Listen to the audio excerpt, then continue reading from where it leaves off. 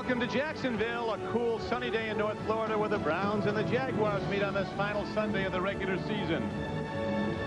The faces of the Cleveland Browns 1995, not the faces of the Browns in their greatness, but could these be the faces of the Browns on the final day of this franchise as we know it? Ernest Biner and Vinny Testaverde, harkening back to all the great years when the great Jim Brown led the way. Good afternoon, everyone, and welcome to Jacksonville. I'm Don Crickey with Beasley Reese. A very Merry Christmas and the happiest of holiday seasons to all of you. The melodrama surrounding the Cleveland Browns continues. Will they stay or will they go? And what about Coach Bill Belichick? Will he stay or will he go? You know him well, Beasley, and spent a lot of time with him. Well, Friday I rode the team bus back to the hotel with Coach, and we had a long conversation. He did not sound like a man worried about his job, nor should he be. Remember, the team was 4-4, tied for first place, right in the mix in a crazy year in the NFL. Then the announcement and the great losing streak. But I think this guy's had to try to hold the team together through unprecedented distractions in the National Football League. Then you have Tom Coughlin of the expansion Jaguars. His season started out as one of great promise. They took a big step back last week, though, blasted at Detroit. He hopes it was just an aberration.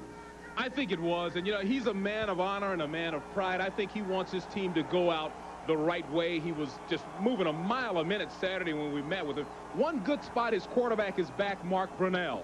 Now, he's about 60%. He's working with a bum hamstring, so he's not able to run. And remember, Cleveland fans, it was his scrambling ability that allowed the team to beat Cleveland early in the season. And there is Stover, the Cleveland kicker, Matt Stover, who right now rates as the most accurate field goal kicker of all time as he boots the ball off to the Jaguars. Desmond Howard is back, the former Heisman Trophy winner from Michigan, from Cleveland, Ohio. Cuts it back, takes it across the 20. And then good special teams coverage by the Browns takes him down. As coming down to make the play for Cleveland was Rico Smith. And that's the front line. Terrific tackles on this Jacksonville team. The two rookies, Boselli, their #1 pick from Southern California, and DeMarco from Michigan State. He, too, is a Clevelander, a lifelong Cleveland Brown fan. Brunell's the guy who beat the Browns in October at Cleveland Stadium. They couldn't get him off the field, converting 13 of 17 third downs. He'll be hampered today, though, Beasley, with that hamstring pull we'll talk more about. As he pitches back, and Vaughn Dunbar runs the ball in a hard head-on stick. Tim Goad, the left tackle in the Browns defensive front, comes up and makes the head-on hit. And there's little or no game. As we look at the defensive front of Cleveland, Rob Burnett is the best player in the Cleveland defense. He and Pleasant have combined for 15.5 sacks. Pepper Johnson having a tremendous year at middle linebacker. Stevan Moore's playing well. He's playing hurt today. They hope he can go all the way. As the Jaguars now come out of the huddle with 2nd down and 11 coming up.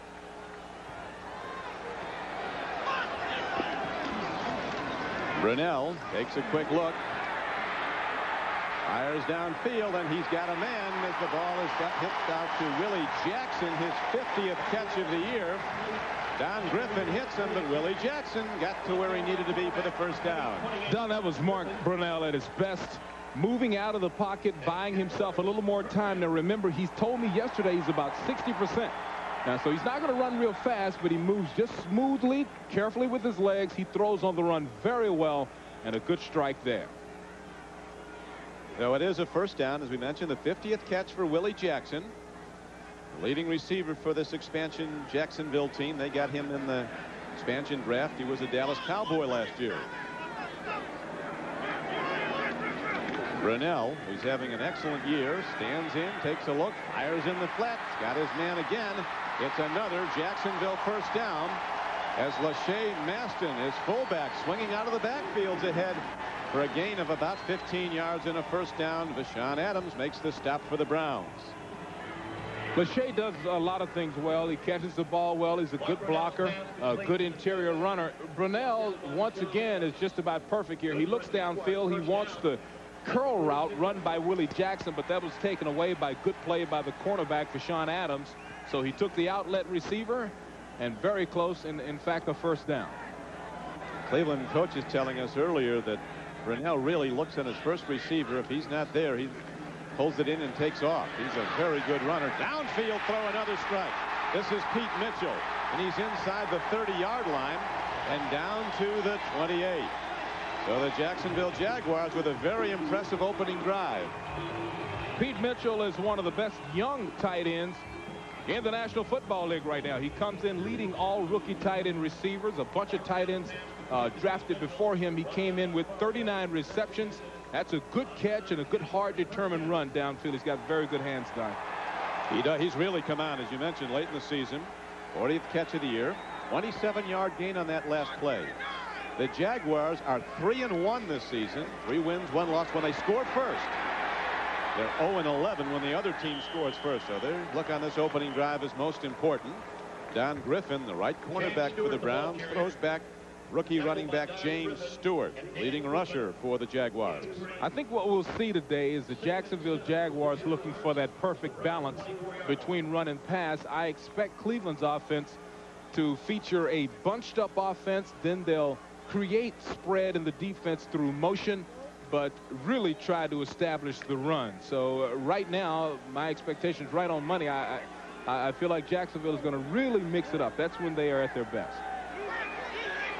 Well, we'll see what they put in the mix right now as second down arises.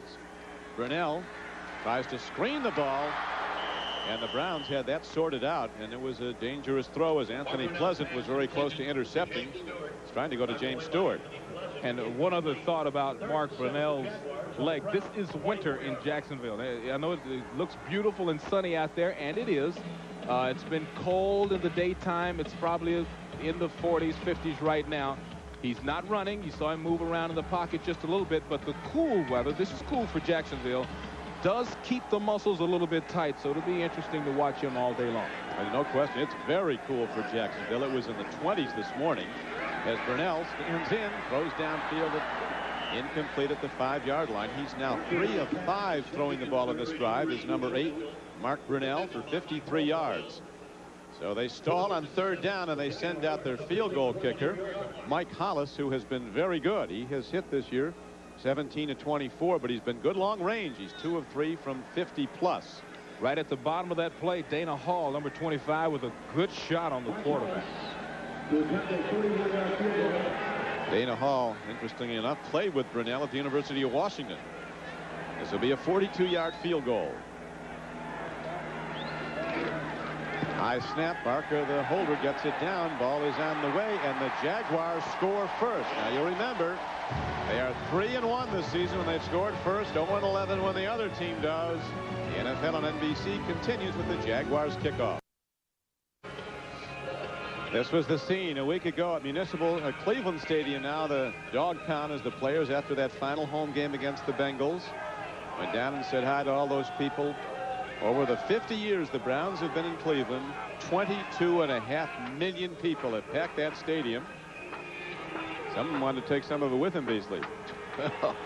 That kid probably has something to talk about for years. Of course, the video, we probably just got him arrested. Poor kid. Jaguars now kick off after their field goal to open the scoring. A line drive kick, and Ernest Biner takes it. A 230-pound back runs it back, so the Browns will start with good field position at their 35, and now a fight breaks out, just like they like it on Christmas Eve. What's going on here, Beasley? Well, that's not in the Christmas spirit. That's all I've got to say. Crazy weekend in the NFL. Vinny Testaverde having his best year. Is touchdown to interception ratio, 16 touchdowns, 7 interceptions. The best of his career. As we look at his big offensive line, it only allowed 14 sacks all of last year. This year they've allowed substantially more, 29. That still isn't a lot. Testaverde with a quarterback rating of 90. He hands off to Ernest Biner, who the Bengals couldn't stop last week as he rushed for 121 yards.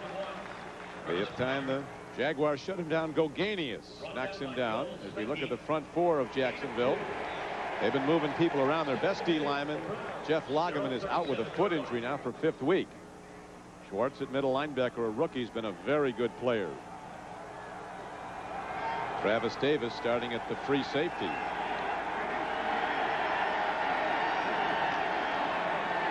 Vinny Testaverde buys time with a play fake, swings it out nicely, comes in a little high to tight end Harold Bishop.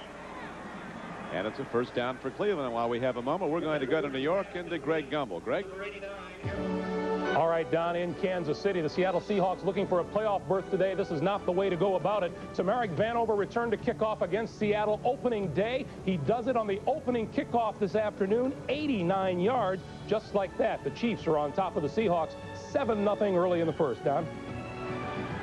Unbelievable. Tamarick Vanover, what a find he's been. A former player at Florida State University. Left early for the Canadian Football League, was at Las Vegas last year. And now he's a game breaker as a rookie. Boy, he hit that running full speed. That's find that alley and go. The Browns will have a first down as the NFL on NBC continues. And back to live action at Jacksonville as the Browns go to the run, and a head-on stick by defensive end Don Davey, who played tackle much of the year. Don, there was a lot of stuff going on there. The Cleveland Browns came out with 5 wide receivers, something Bill Belichick told us about, but I didn't want to mention it in fairness to him until he actually did it on the field. Then the Jaguars called timeout because they didn't have the right personnel in. The Jaguars put 6 DBs in. Cleveland quickly switched back to a power running game, but Jacksonville stopped them anyway. They did indeed. No gain. It's second down and 10. Jaguars lead 3-0. Good fake by Testaverde, sets up a screen right. And the Browns are ahead for a gain of about 4 yards. But even better defense by cornerback Vinny Clark out of Ohio State, the former New Orleans Saint. Well, as you watch the play here, watch Vinny take everybody, move the defense. You see Brian Schwartz, 58, moving to the right as Vinny swings back around. Now, not a real good blocker setup by the runner there, but he's a tight end. Vinny's upset about something there. He wanted some type of a call or something. He wanted 10 yards instead of 3. There's that multiple receiver set. Now trips right. Triple formation of wide receivers right.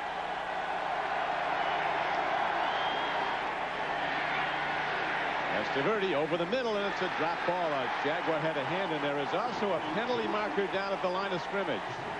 One of the line judges fired one in. Mickey Washington, 25, stuck a hand in. Well, Mickey Washington likes playing against this team. He had a touchdown return and an interception back in the first game, so 48-yarder, in fact. He loves playing against the Cleveland Browns. 87 on the offense. Had Keenan McCardle who came in motion. They called it an illegal motion, so red cash in the referee. That's the play goal. It is an incomplete pass. The Browns stall, and they have to punt the ball, and Ton Tupa is in. And Desmond Howard is back deep now for the Jaguars, standing at his 10-yard line. Beautifully hit by Tupa. High spiral that carries down into the end zone. Boomed it from inside his own 40 into the Jacksonville end zone. 65 yards away it landed. As you watch the NFL on NBC. All he wants for Christmas, Beasley, is those 2 front teeth. No Jaguar fan. And a Jaguar victory. He probably had that in there. I'm sure he would. They've been on a 7-game losing streak after so much promise early in the season. As we mentioned at the outset, blasted by maybe the best team in the NFL right now, the Detroit Lions last week, 44-0. And Coach Coughlin hoping that was just a 1-game aberration, that it was just a momentary sinking spell, that they'll be back in form today.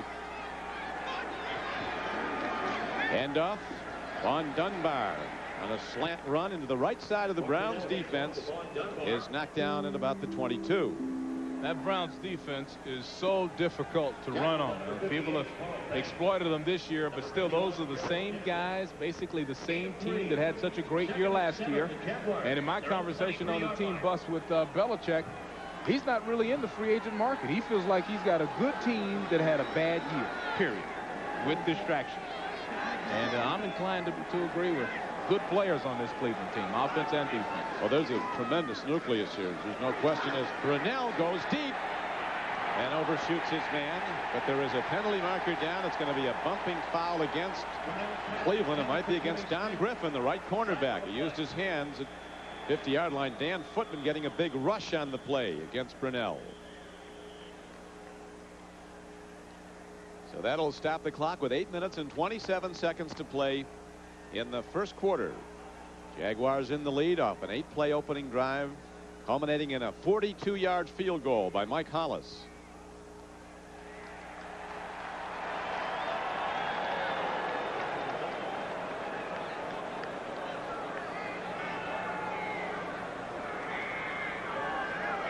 Going to tell you as soon as Red gives us the whole picture here. He's mic'd and ready for television, as he says, momentarily.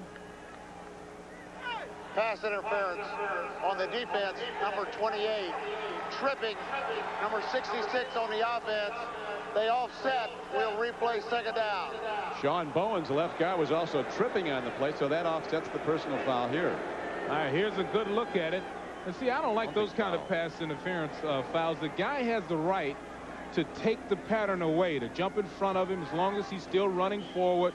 And see, that's what if you could read lips, Coach Belichick didn't like that either. You've got to allow a defensive back to play. He beat him to the position. It's like beating a guy to the spot in basketball. I don't like those kind of fouls. But it does not result in a Jaguar first down. Interference call negated as now they go to the run, and here is Von Dunbar, who led the Big Ten in rushing at Indiana and was later the #1 draft choice of New Orleans. Came here as a free agent earlier this season. He breaks it for a 10-yard gain and a first down. Very basic offensive play. The great thing is his vision. That's James Stewart, Don, out of Tennessee there. Right. With his first carry of the game. But great vision to break this all the way back. Watch this. The play's designed to go to the left. Look how he flattens it out. Only the good ones have that kind of vision. And the coaches pointed this guy out, Stewart, as a guy who, you know, they might have the right running back for the future on this team. A rookie. Well, he was a #1 draft choice, picked in the first round, playing with a turf toe. Telling us yesterday he's in tough shape. But the Jaguars offense isn't, as they get the ball downfield to Jimmy Smith, a former Dallas Cowboy. He's down to the 48-yard line of the Browns for a first down. I love this pattern. Watch the pattern and watch at the end. See how he gets the DB to turn his back all the way around. That's Antonio Langham. Then he catches the ball with his hands a la Herman Moore of Detroit. When you see guys with that type of confidence, the great vision, great pattern, catching in his hands, you've got the potential to have a pretty good wide receiver on your hand. And a big play, good for 12 yards. So the Jaguars behind Brunell drive on. Browns, when they were beaten 23-15 by Jacksonville, were coming off a bye week and playing at home. It was all the more disappointing. Here's a throw up the middle, a bit high, as Lachey Maston, the fullback, swinging out again. Pepper Johnson hits him just as the ball comes in. The Cleveland defense is famous for its double zones and its offset linebackers. Double zones means the two safeties will cover half the field deep. The two cornerbacks will drop in the flats and try to break up on little throws into the flats. It's a very effective defense when played well. And the safeties have had a little trouble because they've had some injury there in Cleveland this year. But by and large, over the years, they've played the double zone very well. Basic defense that Belichick ran when he was the defensive coordinator with the Giants Super Bowl winner in '90. Here's a throw on the flat. Again, he goes to Jimmy Smith. Now with 22 catches for the year. Antonio Langham makes the stop at the 41-yard line. So the Jaguars are going to need about 3.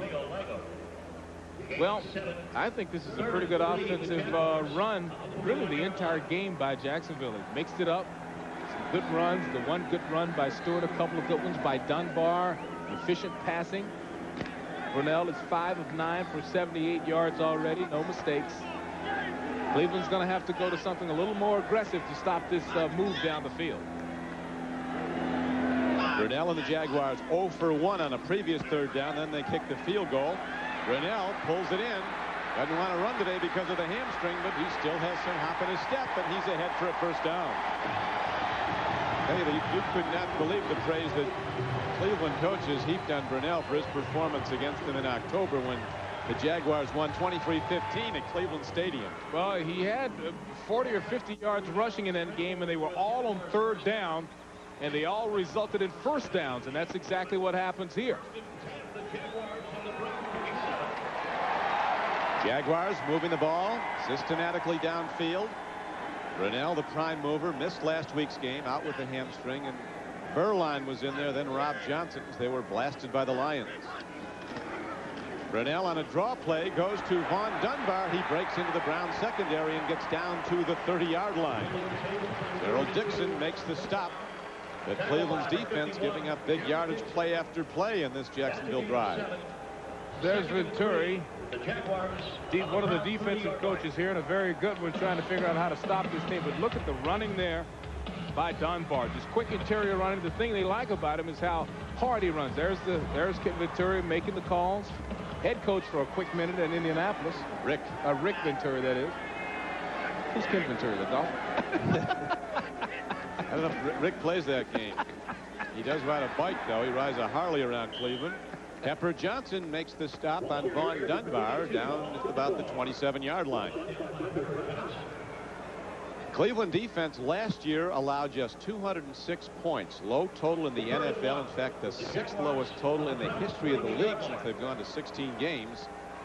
And this year, Belichick's defense has been hit hard for a lot more points. That's a question that he's really trying to answer. The same personnel basically is in there except for one very important player, Eric Turner, the all-pro free safety, who's been out since he was hurt in late October against Cincinnati. Last year he had 9 interceptions, none this year. He's out again today. Whistles blow the play dead, and then penalty markers come in.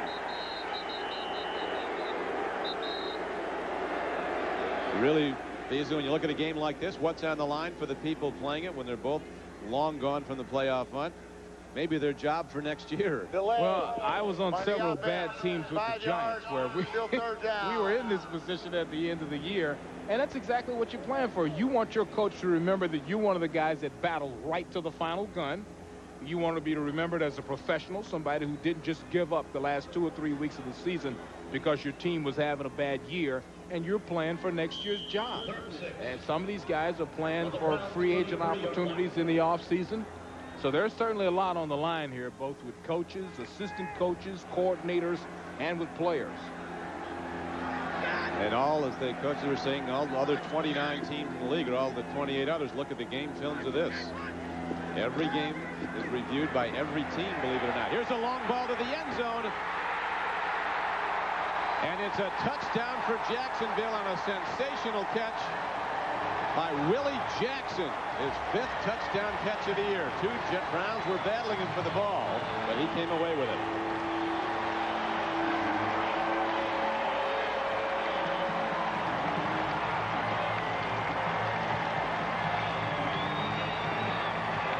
.33-yard scoring play.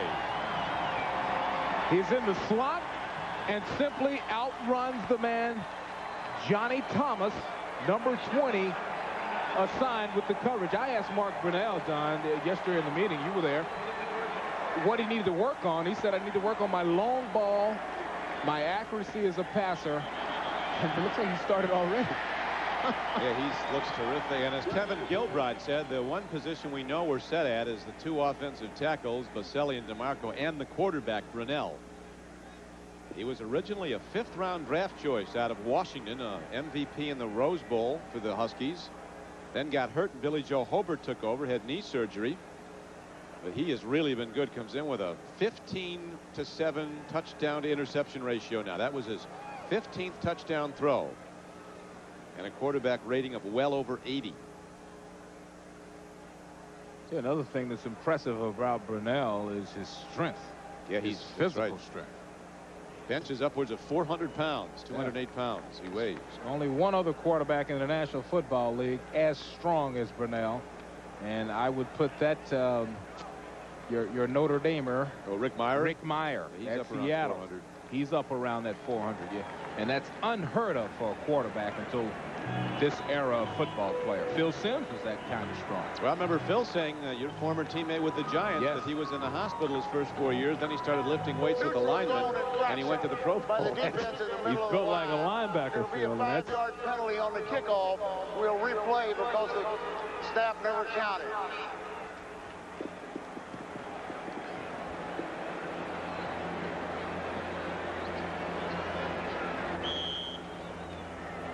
Very impressive opening performance by the Jaguars as they look now to extend their lead to 10-0. Mike Hollis, who hit the opening field goal out there. Here's the extra point try. And And the Jaguars have a 10-0 lead over the favored Cleveland Browns.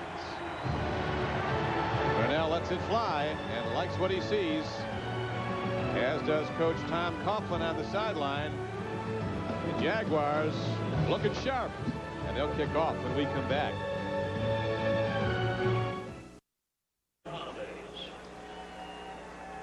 Willie Jackson, the former Florida Gator and former Dallas Cowboy, having a fast start in this game and a terrific season. He has 2 catches today for 45 yards. The last for a touchdown. Now 51 catches for the year. Pretty soon, Beasley, Vinny's got to start pumping and letting it fly here. Well, you know, I'm interested in seeing that happen. And if I'm a Cleveland fan sitting at home watching his team and accustomed to the normal offense, you're going to see 5 wide receivers, 4 wide receivers, and maybe we'll see Andre Rison actually utilized here at the end because they'll go to more of a run-and-shoot type of offensive set. Derek Alexander and Ernest Biner are back deep for the Browns to return the kickoff. Mike Hollis sidesteps into the ball and drills it deep. Swirling winds here in North Florida. Derek Alexander cut down inside the 15-yard line. Tremendous special teams play by Brant Boyer, number 52. Back to the touchdown by Willie Jackson. He's lined up in the slot. You're looking at Brunell. It's good protection up front. Look at the tight spiral up high, allowing his athlete to run under it. And he almost missed it, Don. It hit one arm, bounced over to the other hand. Jackson able to bring it in, but Brunell with a great throw. Mark Brunell's 15th touchdown pass of the season. The Jaguars open up with a 10-0 lead.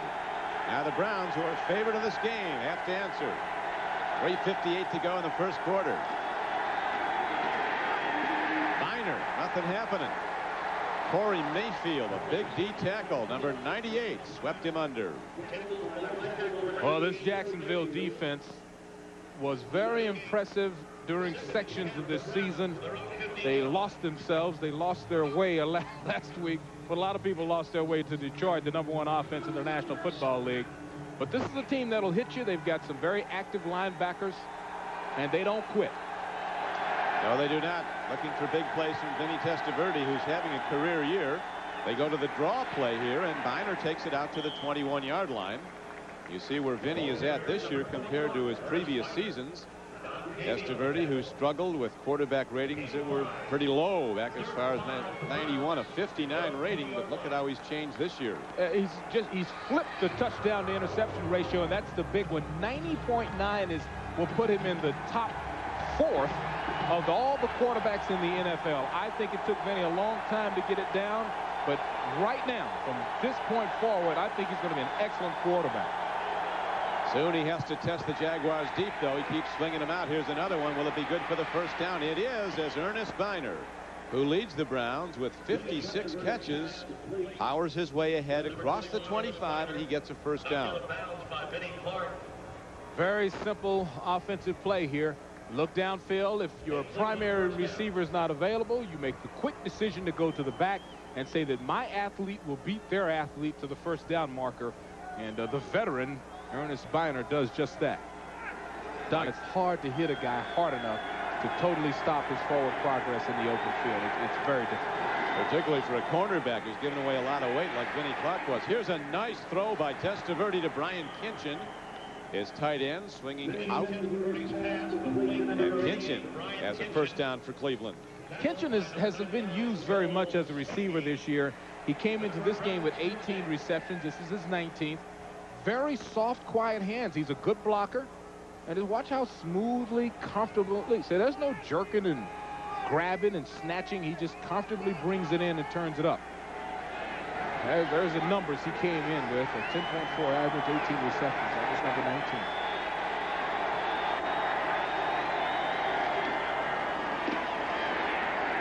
Biner stopped on first down. A week ago, he had 121 yards rushing against Cincinnati, and also had over 40 yards receiving the ball. He was the difference, but today they're king on 21. Their defensive coordinator of Jacksonville, Dick Geron, the former Yale running back, telling us yesterday the guy that jumps out at you when you look at films of them recently is Ernest Biner. He's not only a power back that breaks tackles, but he's their leading receiver. So we know he's going to get the ball a lot. And they've been looking at his number 21 and stopping him for the most part. Testaverde swings it over the middle. That's Ernest Biner, and he has a first down. So Testaverde, reading the defense well, seeing his downfield receivers covered, gets Biner again. Well, watch the athletic ability of Vinny Testaverde. Just as he's flushed, watch him throw across his body. He's got the strength where all he needs is a wrist to throw about a 15-yard pass. Watch him. Just a little flick across his body, which is dangerous and a difficult throw, but he puts it right there. They've got 5 wide receivers in the game, Don. No running backs. It's got to be a quick throw. There's not much protection for Testaverde. They do give him time. He fires it out near side. Rico Smith works his way ahead for a gain of about 7 yards on the play. He is inside the Jacksonville 40-yard line, where Travis Davis got him. Well, one thing about 5 wide receivers, you know it's going to be a pass. There's nobody for Vinny to hand the ball to. He surveys the field. Now, one of the reasons they can run 5 wide receivers against Jacksonville is the fact that Jacksonville is one of the worst teams in the NFL when it comes to sack production. So there's not a lot to fear when it comes to pressuring the quarterback. The Browns have not been productive getting the ball to their $17 million receiver, Andre Rison, with 46 catches for the season. He's averaged 84 catches the previous 5 years at Atlanta. There's Andre. Biner running again, and that's going to do it for the first quarter of play. It's been all Jaguars as the underdog Jacksonville team holds a 10-0 lead as the NFL on NBC continues.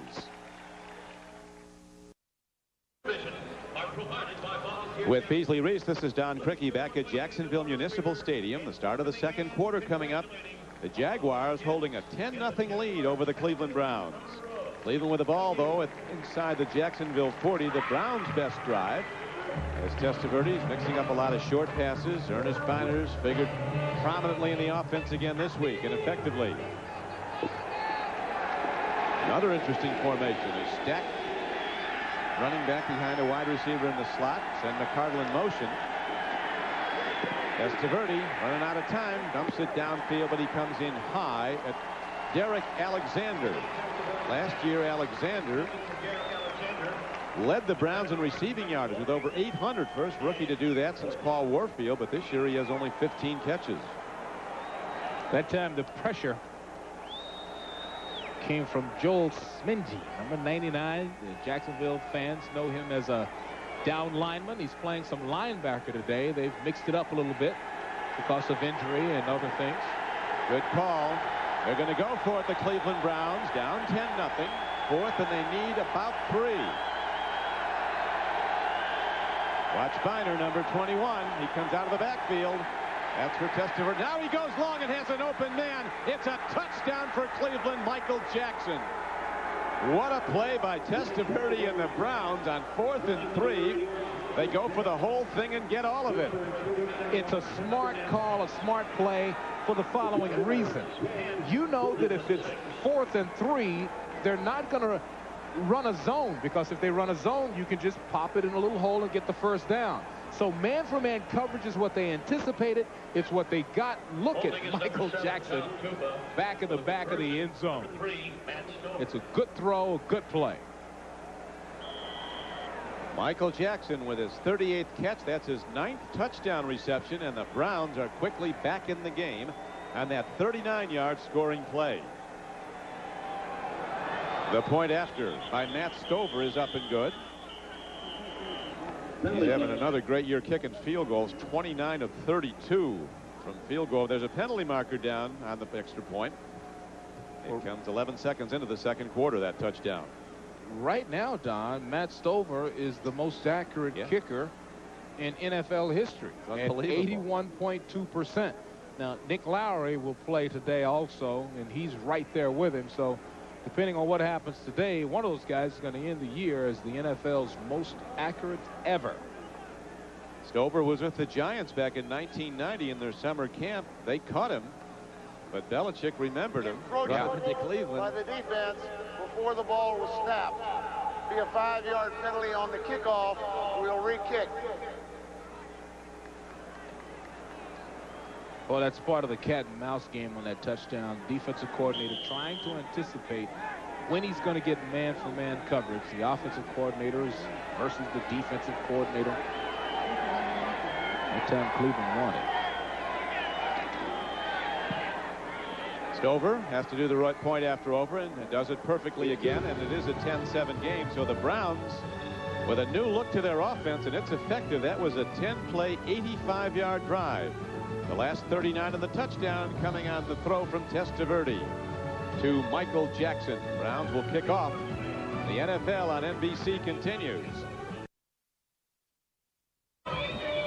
Back to beautiful Jacksonville Municipal Stadium, where the Jaguars jumped out to a 10-0 lead. The Browns have answered now in their third possession with an 85-yard drive and a touchdown pass. Testaverde to Jackson.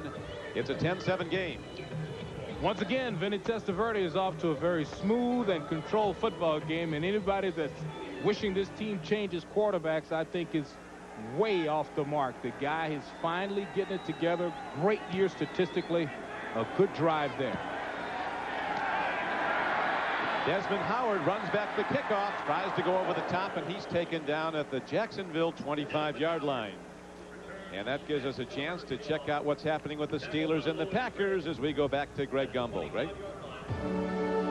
All right, Don, at Lambeau Field, the Packers can win the NFC Central Division title with a win today. Edgar Bennett 9 yards into the end zone early in the second quarter for the first score of the day with the extra point. Green Bay leads the Steelers 7-0.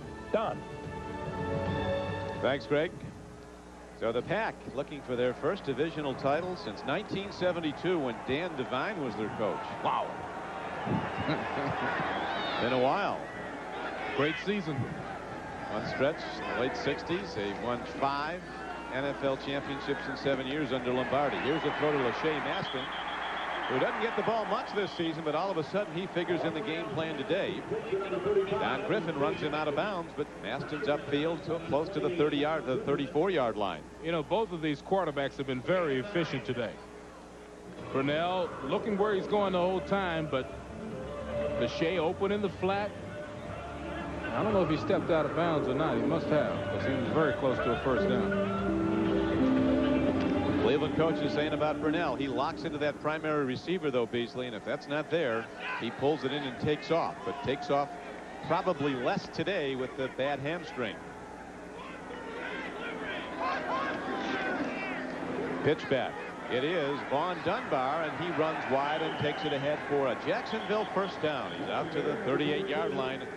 Devon Moore, who leads the Browns with 7 interceptions, comes up to support the run and make the stop. One thing you'll notice about Brunell and his snap count, he calls a very long snap count against Cleveland because they disguise so much. So toward the end of those numbers and colors that he's calling out, eventually the defense has to start moving toward its responsibility in order to cover its area, and that's when he knows exactly what the defense is going to be and where the ball should go. Good running by Dunbar there. Good enough for the first down.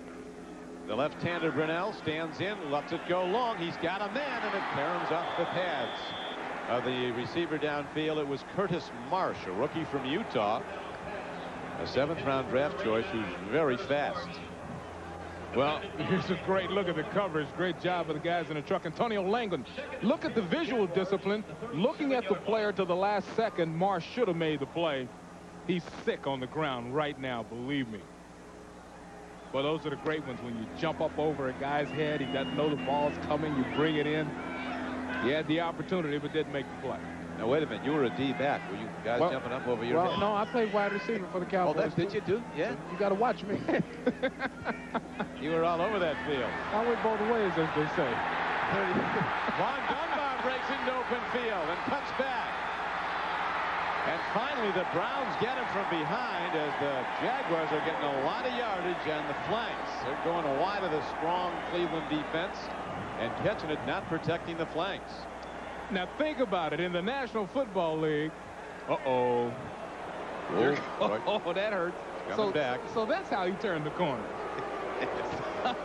He got a little illegal help. But in the National Football League, unless there's something like that, you just don't see long runs. The pursuit angles are too good at this level. You've got guys taking angles. Holding by the offense, number 85. 10 yards, still second down. Rich Griffith, the tight end. Well, Rich is on the corner of the offense, so that's the reason that everyone turned that corner with no problem. That would have been the longest run of the season had it have stood. He's been a great comeback story, though, Rich Griffith. The coaches all talk about how well he's played. He was cut in the summer of '93 by Bill Parcells at New England.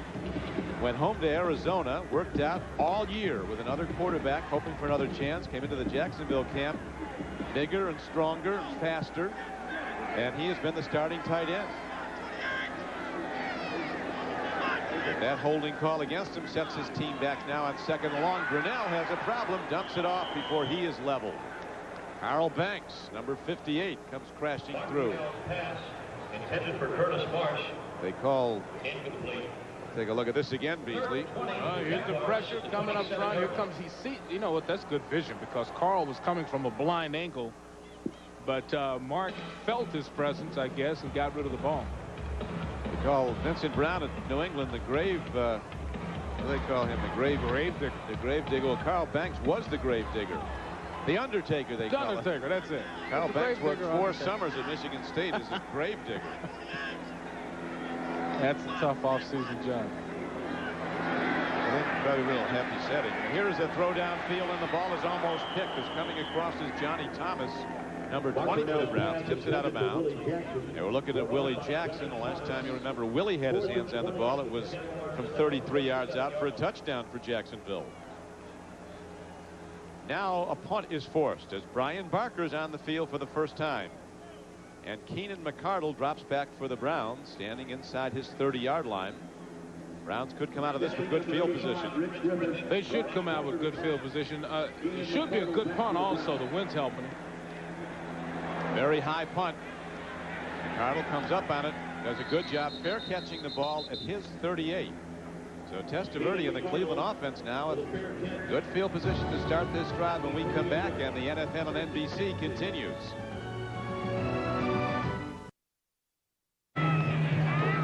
Greetings of the season and Merry Christmas to all of you from Jacksonville, Florida, where there's a little bit of a winter touch in the air here, down in the 20s this morning. As right now, the Cleveland Browns have the ball, first down and 10. They're down by 3 in the second quarter. 12:34 to play in the half.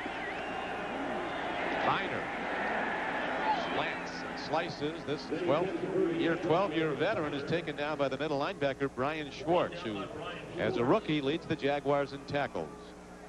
Brian Schwartz is a great story. Country boy off a big dairy farm. Rookie ending up having a great season. Huge. 6'4", 250. He's got a future in this game. Can really run and tackle. And milk a cow. Yes, he can. He's spent his youth on a farm in South Dakota. Going to work early on the cows. 5 wide receivers, Don. It is, and Vinny calls his own number, takes it ahead, and Vinny Testaverde, not a thing of beauty, but it's very effective as he's ahead for a gain on the play of exactly 10 yards on a 2nd and 9 play, and he has a first down for Cleveland. I tell you when that play can really be dangerous as we watch Vinny on the quarterback draw. Look at the hole he's got for himself. Normally you put 5 wide receivers up and the defensive coordinator is going to be so afraid he's going to put everybody across the board man for man and put a safety back deep. Nobody's watching the quarterback, so sometimes those can be big plays, a quarterback draw. Yeah, he had an open channel. That area was wide open. Now Testaverde buys time with a play fake. Long ball, man is open. And Michael Jackson can't come down with this one as the ball hanging in the air gave Mickey Washington some time to recover and break it up. Just a late throw by Vinny. He waited so long to decide that Michael Jackson was open that when he throws it, Mickey has time. See, Michael's open right now. If that ball had been thrown early, he'd be dancing in the end zone. See how he has to slow? Boy, I tell you, it's good effort by Jackson to keep it from being an interception. Almost jumping over. Jackson has huge play ability. He should be on a different team with a different style of offense. This guy can catch 60, 70 balls a year. He can catch them way downfield, very fast. The Browns On second down and 10, a nice swing pass, a bit high though as it comes into Ernest Biner. He can't field the ball. Testaverde and the Cleveland offense faced with third down and 10.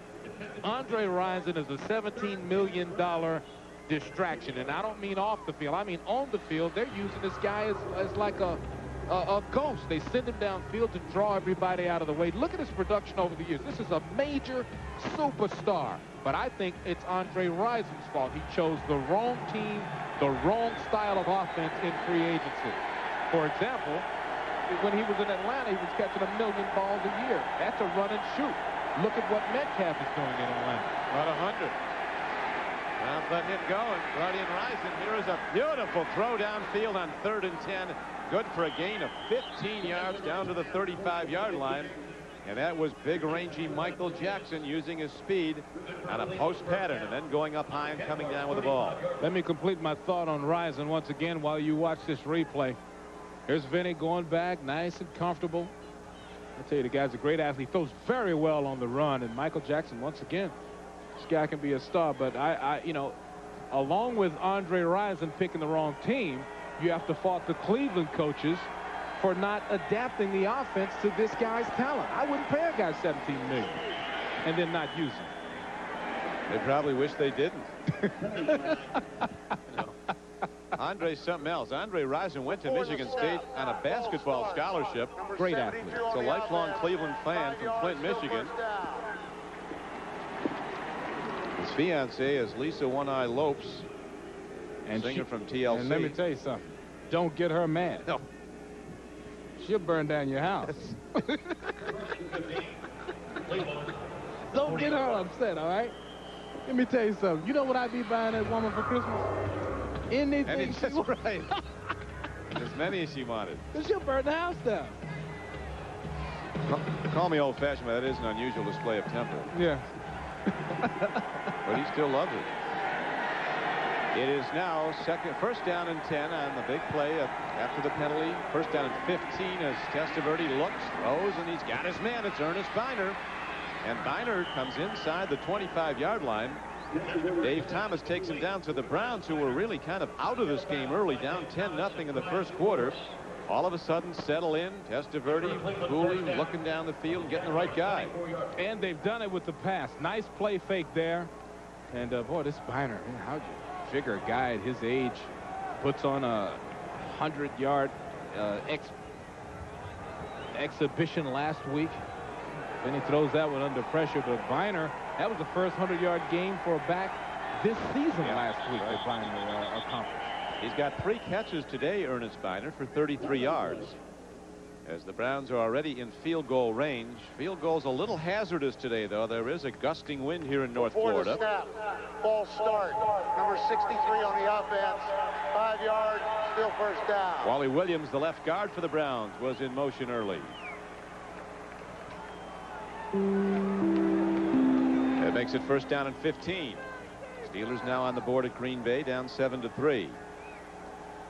That's got to be a great football game. The Browns on the Jaguars 29. Eagles haven't won in 100 years at Chicago. I think they're 0 for their last 12. Kansas City, they're going to have home field in the AFC as they're burying the Seattle Seahawks. And Houston with McNair at quarterback, leading at Buffalo. Ernest Biner runs inside the 30 and down to the 28-yard line where Vinny Clark upends him. Tackled by number 27, Vinny Clark. Some great games on the board today. That's not one of them. New Orleans and the Jets. Cleveland on 28. Hopefully they got the snow out of Giant Stadium, though, before those Jet fans got there today. Yeah, they stayed up all night last night, clearing up the stadium at Giant Stadium. Let me tell you, that was embarrassing as a whole Fusillade of snowballs from the Giant fans is a disgrace. Yeah.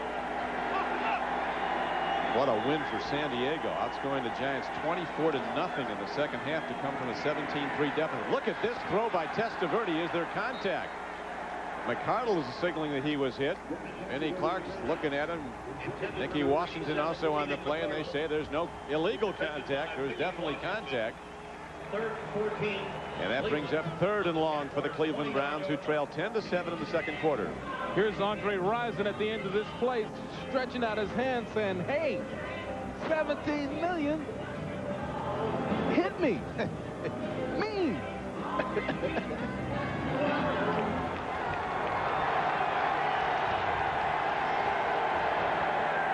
I wonder if he said something in the huddle. Maybe this will come to this pass might come to Andre.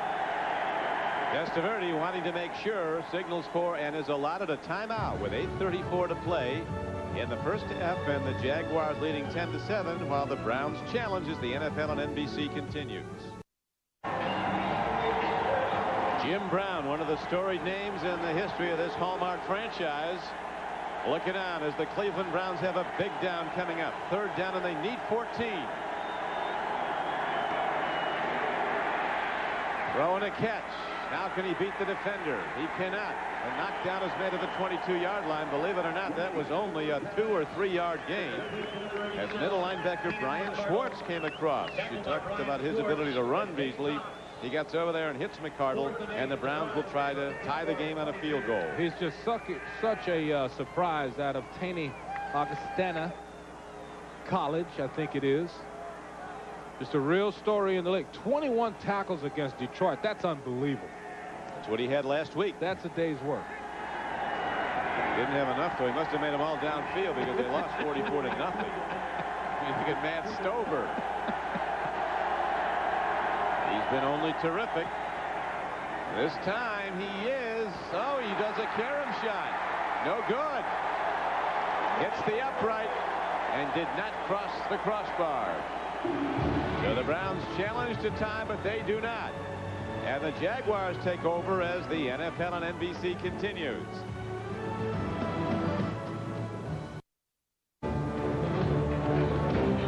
More than a number. The Jaguars paid tribute to their community this week when they went to Baptist Hospital here in Jacksonville and visited the children's wing. Made a lot of little guys like this happy. Meeting all those big Jaguars. You know, that's the kind of players they recruit here. Good guys. Good citizens. No controversy here on Tom Coughlin's team. He drafts Boy Scouts. He signs Boy Scouts. He wants people to represent this organization the right way. And that was a prime example. Ran a tough camp, but they think they're on track to have a playoff team in their third year. And right now they have a first down run, or just short of it as Vaughn Dunbar takes it up the middle and is taken down by Carl Banks. Boy, there wasn't a lot there, Don. A lot of these runs that people credit running backs for making, it's primarily the work of the offensive line. That time he was weaving and stopping and contorting his body. That was one nice little run that you could say the running back did almost all alone. If you want to watch a good football player, watch the left tackle for Jacksonville, Tony Baselli, 325-pound All-American from Southern California. In the lower portion of your screen, he just takes the guy he's against out of the game. That time Brunell had to sidestep him. He does buy time and gets the ball downfield. And on the run is Desmond Howard. And he's across the Browns' 40-yard line and down to the 39. Deshaun Adams saved it from going much farther. That's the great athletic ability of Mark Brunell that makes this play happen. I mean, he's supposed to, your average quarterback might be in trouble right here. Quick sidestep, and then watch him throw against his body, left-handed. It's a dangerous throw, puts it right on the money. Desmond Howard actually pointing out who he wants people to block. And watch Baselli here working against Anthony Pleasant. And Anthony's one of the best in the league. Pressures the quarterback just a little bit, but I guarantee you Tony's going to have a successful day. He did last time they played. Allowed no sacks, nor did DeMarco allow any when they played the Lions. Dunbar runs the ball and gets very little as we go back to New York for an update on the Chiefs and the Seahawks. Here's Greg. All right, Don, the Raiders, one of the things they need to make the playoffs is a Seattle loss, and Steve Bono doing his best to help. Tamarick Vanover on the receiving end of a 9-yarder. It's now a 20-3 Kansas City lead on the Seahawks. Just under 6 minutes to play in the first half, Don. So the Chiefs going to be on the home field throughout the American Conference playoffs as long as they're in it. It could be all the way to the Super Bowl. As Brunell buys time, lofts it long. He's got Kurt Martin. He makes a diving play on the ball. Good to the 5-yard line. That's the second opportunity like that for Curtis March. The first one hit him in the chest after he jumped up over a defender. Here he's going stride for stride. Look at him turn his body almost 360 degrees in order to get his hands underneath that ball. That's a great athletic effort. A 34-yard gain for Curtis March. That's a beautiful, beautiful play. Only 4 receptions this year for March. You remember the ball thrown to him earlier down the far right sideline that caromed off him. It looked like he was going to make a big play. A sprinter from the University of Utah, drafted in the 7th round. You know, I saw him coming out of the wide receiver meeting yesterday. He's a stocky little kid. You know, big calves, big legs, you know, big chest. Well-built wide receiver. Tomorrow night, NBC has one more present for you. It's a special Monday movie event starring Johnny Depp and Mary Stuart Masterson. Benny and June, a special Christmas movie event tomorrow night on NBC. Right now, the Jaguars with something to celebrate as their team is leading the favored Cleveland Browns 10-7, and the Jaguars have the ball first and goal inside the Cleveland 5-yard line. Green Bay extending its lead now over the Pittsburgh Steelers, who have nothing to gain. They've already secured a bye in the first week of the playoffs. Kansas City laying waste to Seattle. Kansas City might be the truth, man. That's an NFC-style team. Houston and Buffalo. Buffalo playing that like a preseason game, and they never win any of them. They're resting everybody because they have nothing to gain by winning. Guess who got a touchdown for Atlanta? Eric Metcalf. He's had a few 100 catches.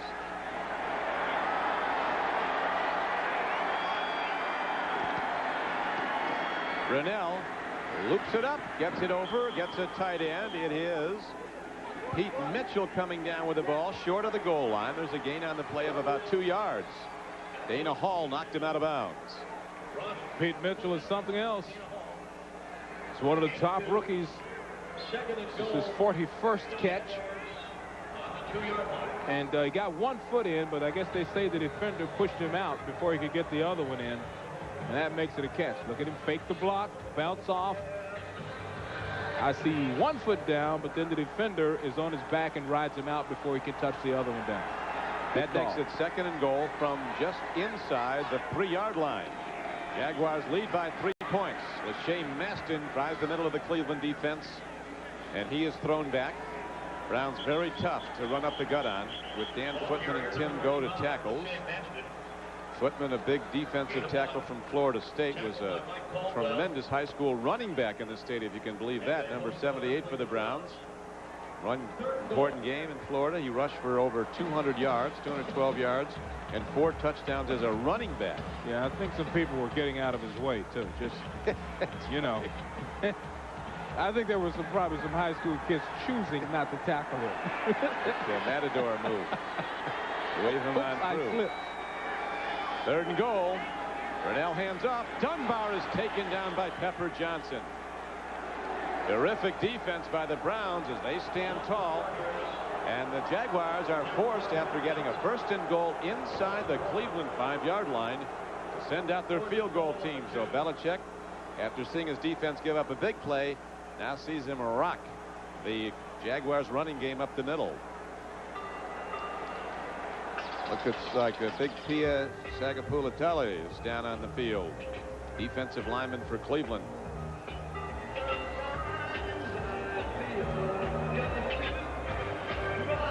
To John Bergman from the Cleveland Clinic, checking his left arm, as we remind you that coming up on most of these NBC stations, it's game 2 of our NFL doubleheader.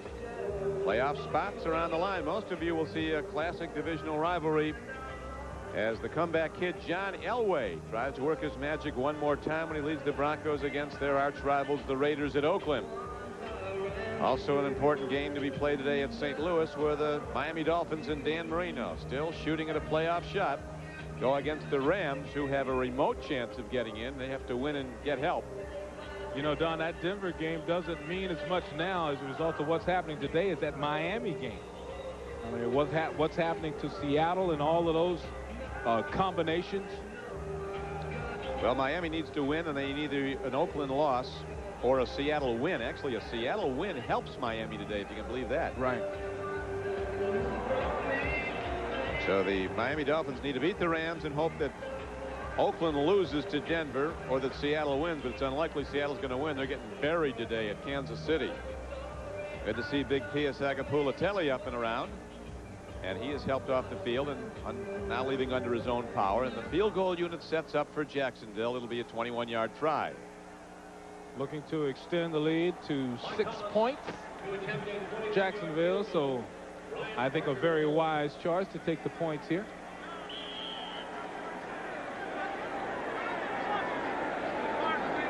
Hollis opened up the scoring today with a 42-yard field goal to culminate a 10-play opening drive. Now he'll try a 21-yarder, which he drives through. Rocket shot. And the Jaguars, a 4-point underdog in the local paper, build their lead over the Browns to 13-7 with 3:38 to play in the first half. Brunell, a very effective guy, Beasley in the red zone. Especially when it comes to touchdowns, Don. Look at the 13 touchdowns, only one bad mistake, 35.1%. Mark Brunell has really boosted this team. They had trouble earlier in the year in the red zone, but the big stat is the fact that they score touchdowns when they get in range, as does Brett Favre and as does Warren Moon. So that's some classy company for the young Mark Brunell. The Jaguars traded for Mark Brunell. The Eagles were trying hard to get him. Ray Rhodes, who knew him at Green Bay before he went to San Francisco and subsequently to the Eagles as their head coach, he was working hard to trade for Brunell. Brunell wanted to play, and you weren't going to play behind Brett Favre at Green Bay. Jacksonville made a very key move. I think they got him for a 4th-round draft choice. You know, if you look at the quarterbacks that are really successful in the league today, it's no longer that big, stoic, immobile guy. It's people like Brett Favre. It's people like Steve Young, Mark Brunell, guys that can run around. Rodney Peete. Let's see, who else? It's guys with the movement that are really surprising the league. They can buy themselves a little more time with their mobility, and that's probably one of the reasons that Ray Rhodes was so attracted to Mark Brunell.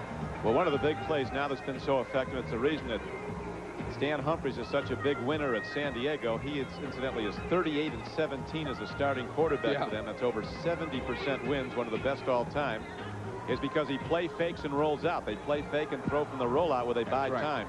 And Testaverde's been good at that. Over the years, Testaverde has been one of the best when it comes to throwing on the run. We saw that a couple of times today. Best on the run this year has probably been Harbaugh and Brunell, though. Yeah, Harbaugh has been unbelievable on the run. He's another one of those really mobile guys. Here comes Ricky Powers running it back for the Browns. Ricky Powers out of Akron, Ohio, and the University of Michigan. He takes it back to the 24-yard line, so with 3.5 minutes to go in the half. We'll see if Testaverde can drive his team downfield. A big stop, though, for the Browns, as the Jaguars, their last possession, had it 1st and goal at the Cleveland 4-yard line, and Jacksonville had to settle for a field goal to give them a 6-point lead. Well, most of Cleveland's success has been in the air with this offense today. We were told we'd see 4 wide receivers, 5 wide receivers, and we've seen just that.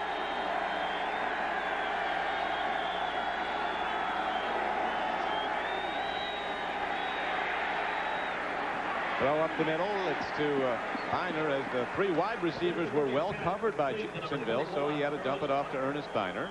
Uh-oh, there's not a good sign. Ernest Biner barely making it off the field under his own power here. Looks like he might have turned his left ankle. Whether Ernest will play again remains to be seen. You'd have to think he would. It would be a 13th year, but he's really come on late in the season. Lorenzo White comes in the game.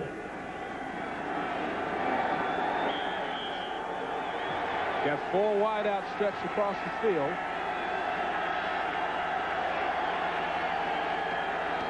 On 2nd down, the handoff is to Lorenzo White. And the former All-American from Michigan State drives it right at the Jacksonville defense. Calvin Pritchett brings him down, but he does it at the 33-yard line. That'll make it about a yard to go for the 1st down. Tony Jones, a man who loves his days in Cleveland. How much does he love the dog pound? Well, he wears a gold dog bone. He's got a gold cross dog bone. Looks like it weighs 15 pounds. And he's got a tattoo on his left arm of the dog pound. Now, how's he going to explain that in Baltimore? Downfield throw. Jackson's open. He has the ball down to the 31-yard line. As again, Michael Jackson of the Browns beats the Jaguars deep. It looks like Cleveland has that play all day long. They can't cover Michael Jackson, who's been in the end zone once. Well, one of the reasons they can't cover Michael is because they're giving him one-on-one coverage, choosing to be afraid of Andre Rison. But Michael, I mean, that's what makes good football teams. You got one guy who can still excel.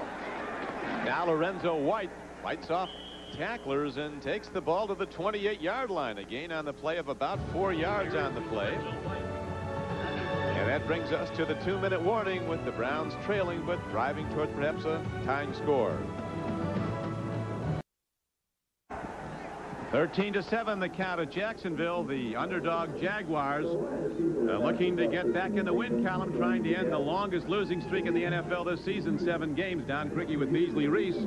Interesting game. A lot of different play calls today by both teams. What I like is the fact that Cleveland's diversified its offense a little bit, and also you have to be very proud of the Jacksonville Jaguars to try to go out of this season, which has had some ups and downs, on a positive note. They're really playing hard. Well, it's a critically important game in the opinion of Coach Tom Coughlin after that 44-0 loss last week at Detroit.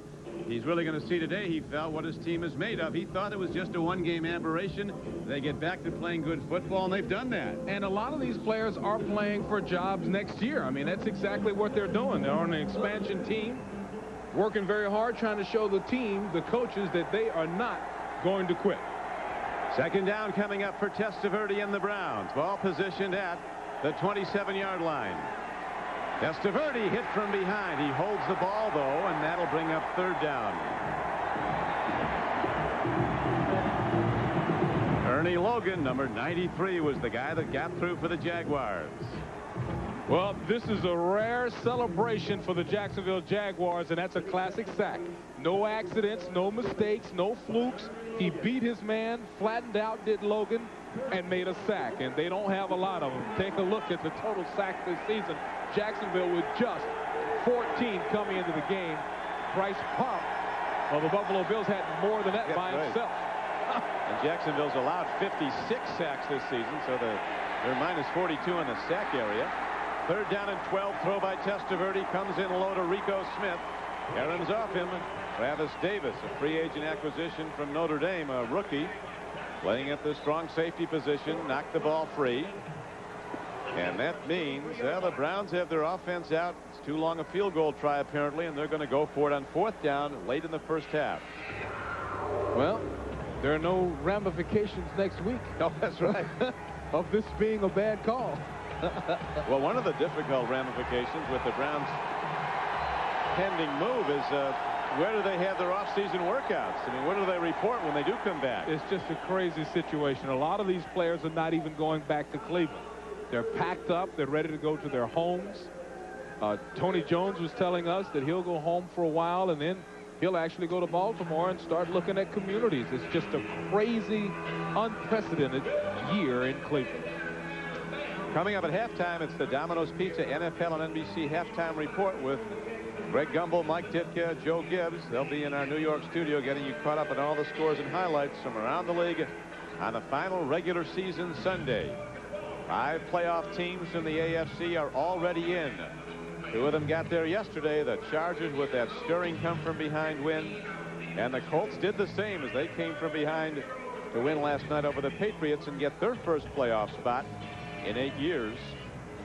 2 of the nice guys in football, Bobby Ross and Ted Marchibroda, have their teams in the playoffs. I have a lot of respect and admiration for both of those guys. Have commentated a lot of their games. They're always honest, good people. Fourth down for Vinny Testaverde and the Browns. 4 wide receivers in the game. A deep drop. Here comes a blitz. The Browns pick it up. End zone throw. It's not close. In fact, it's picked off. Vinny Clark grabs it in the end zone. They were going to Andre Rison, and they had a good part of their team, Beasley, covering Andre. Well, Andre had a guy about 5 yards behind him. I don't even think Andre expected the ball to come to him. It looked like they wanted a stop and go from the slot receiver, but that was basically covered. So really, Vinny, in a nice, comfortable position. That's one of those desperation throws. Vinny's upset with himself, or he's upset with something. I don't know what he's screaming. Maybe he's saying that someone ran a route the wrong way or something, but that play was not well conceived. It's his first interception. So Testaverde with 1 touchdown pass today and now an interception. That stops the Cleveland drive.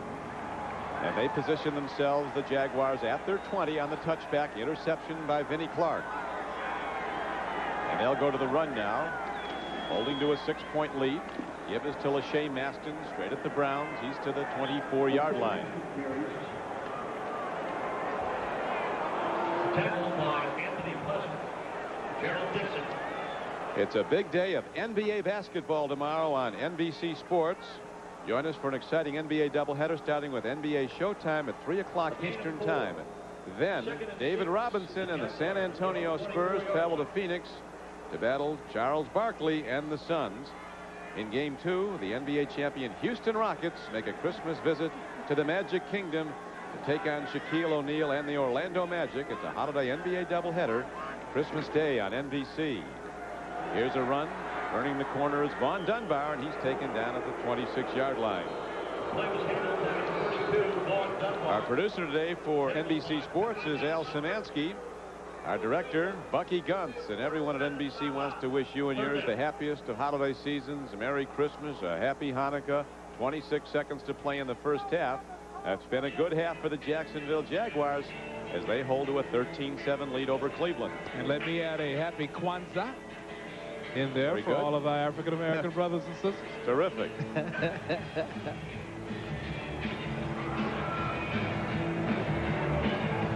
The Kwanzaa look is terrific. Oh, it is beautiful. I tell you who's great with the Kwanzaa look is he's watching this game is the Heisman Trophy winner from Ohio State, Eddie George. His mom she was at the Heisman dinner and she would really lit up the room. Oh, she was in classic traditional colors and dress, stately looking woman, and quite a son she put together. He's an impressive kid, I'll tell you, on the field and off. Boy, he's well spoken, isn't he? He can really handle himself. Yeah, he keeps going up in the NFL draft now. The projection. He should. He seems like a good guy. He could be as high as the 5th pick overall. Talking to Mike Lombardi from the Browns, he said right now 2 guys that are really high. He thinks that Jacksonville, if they have the 1st pick, could go for Keyshawn Johnson, the wide receiver from Southern California. Love it. And Jonathan Ogden, a 6'8", 320-pound offensive tackle from UCLA. Ooh. I mean, if they ever pick another tackle, I mean, you're overloading on tackles. Yeah. They need I would go there. I think Jacksonville needs interior help, meaning the guard center position. They probably need some pass rushing help without question. There's a look at your top guys. Who do you like the most there, Doc? Well, talking to different scouts, a lot of people think that the first guy that Jacksonville could take could be Kevin Hardy, who's a outside linebacker. He's a 3-down player. He can play the run and the pass. Right.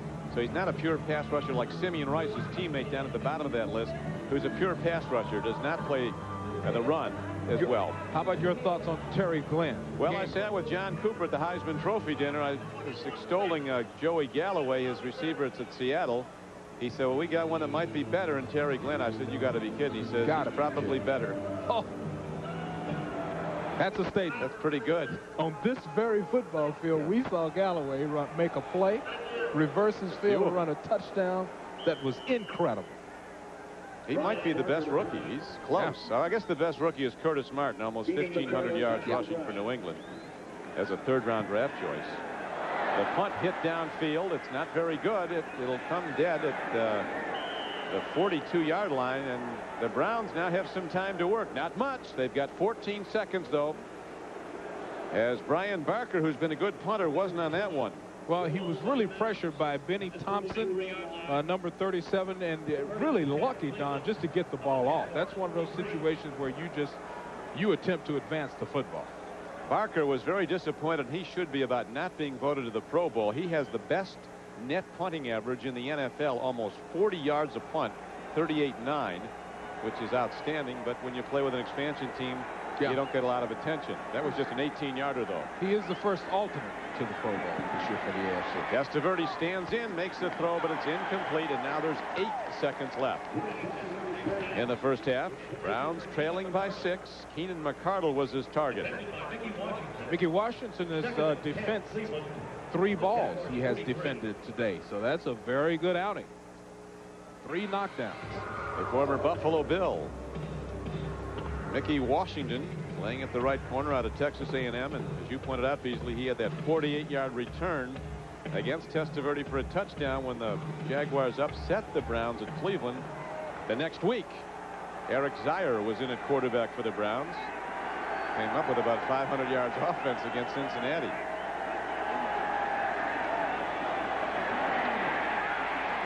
Testaverde, he'll be looking at the end zone. He's got to let it rip, and he, seeing no one open, runs out of bounds with 1 second left. So he's got one more chance to shoot at the end zone. A well thought out move by Vinny Testaverde. Rather than throw it up for grabs because his people were covered, he got out of bounds in time to get another play. Well, this play will be one that the defensive backs love to participate in. The jump balls. The jump ball. It's like a gimme interception. It's a freebie. This is where you lick your fingers, you know. You pop your knuckles, you flex your fingers. Look at them back there. They are ready. Somebody's going to get a football here. Hey, one thing about the NFL, you throw it up, somebody's going to catch it. They're laying in wait. They're way back. Now Testaverde fires the ball down in disgust. The back judge fired in a penalty marker from way off the play. Delay. And it's a delay of By game. the offense. Put 1 second on the clock. Still got another play. And Testaverde's got the kind of an arm that can get it to the end zone. I know where I'd be going. Michael Jackson. At 6'4", he's been making plays up in the air today. What a draft choice he was for the Browns. A 6th rounder back in '91. It's a steal.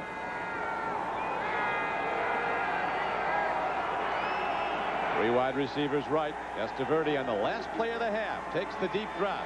Stands in. Looking to let it rip. And there it goes. What a throw. Jump ball in the end. Oh, it's incomplete. Those are exciting. Pumped that over 65 yards in the air. And that will do it as the Jacksonville Jaguars got a standing ovation going to the locker room with a surprising 13-7 lead. We'll be right back after these messages from your local station. Thanks, Craig. At the half, the Jacksonville Jaguars a 13-7 leader over the Cleveland Browns. Don Criqui with Beasley Reese here at Jacksonville Stadium. If the Jaguars do end the 7-game losing streak and win today, they'll finish 4-4 in the division, become the first expansion team to finish 500 in their division. Meanwhile, though, Beasley, the Browns can't get the ball to their $17 million man, Andre Rison. It's almost comical. I mean, this guy, a couple of times we've had him in the game, waving his arms, begging for the ball. Look at Andre Rison here, down the sideline, then watch him. Hey. Look at now, it's crazy. And then walks off in disgust. So they haven't gotten to Rison. They have gotten it, though, to Michael Jackson in the end zone and a couple of other times deep downfield. And I think the Browns really they need more big downfield plays. Look at this. Watch this Hail Mary. Look how close that was to being complete. Vinny Testaverde heaved it downfield, and Keenan almost brings it in, number 87. So just a wild game, some interesting plays.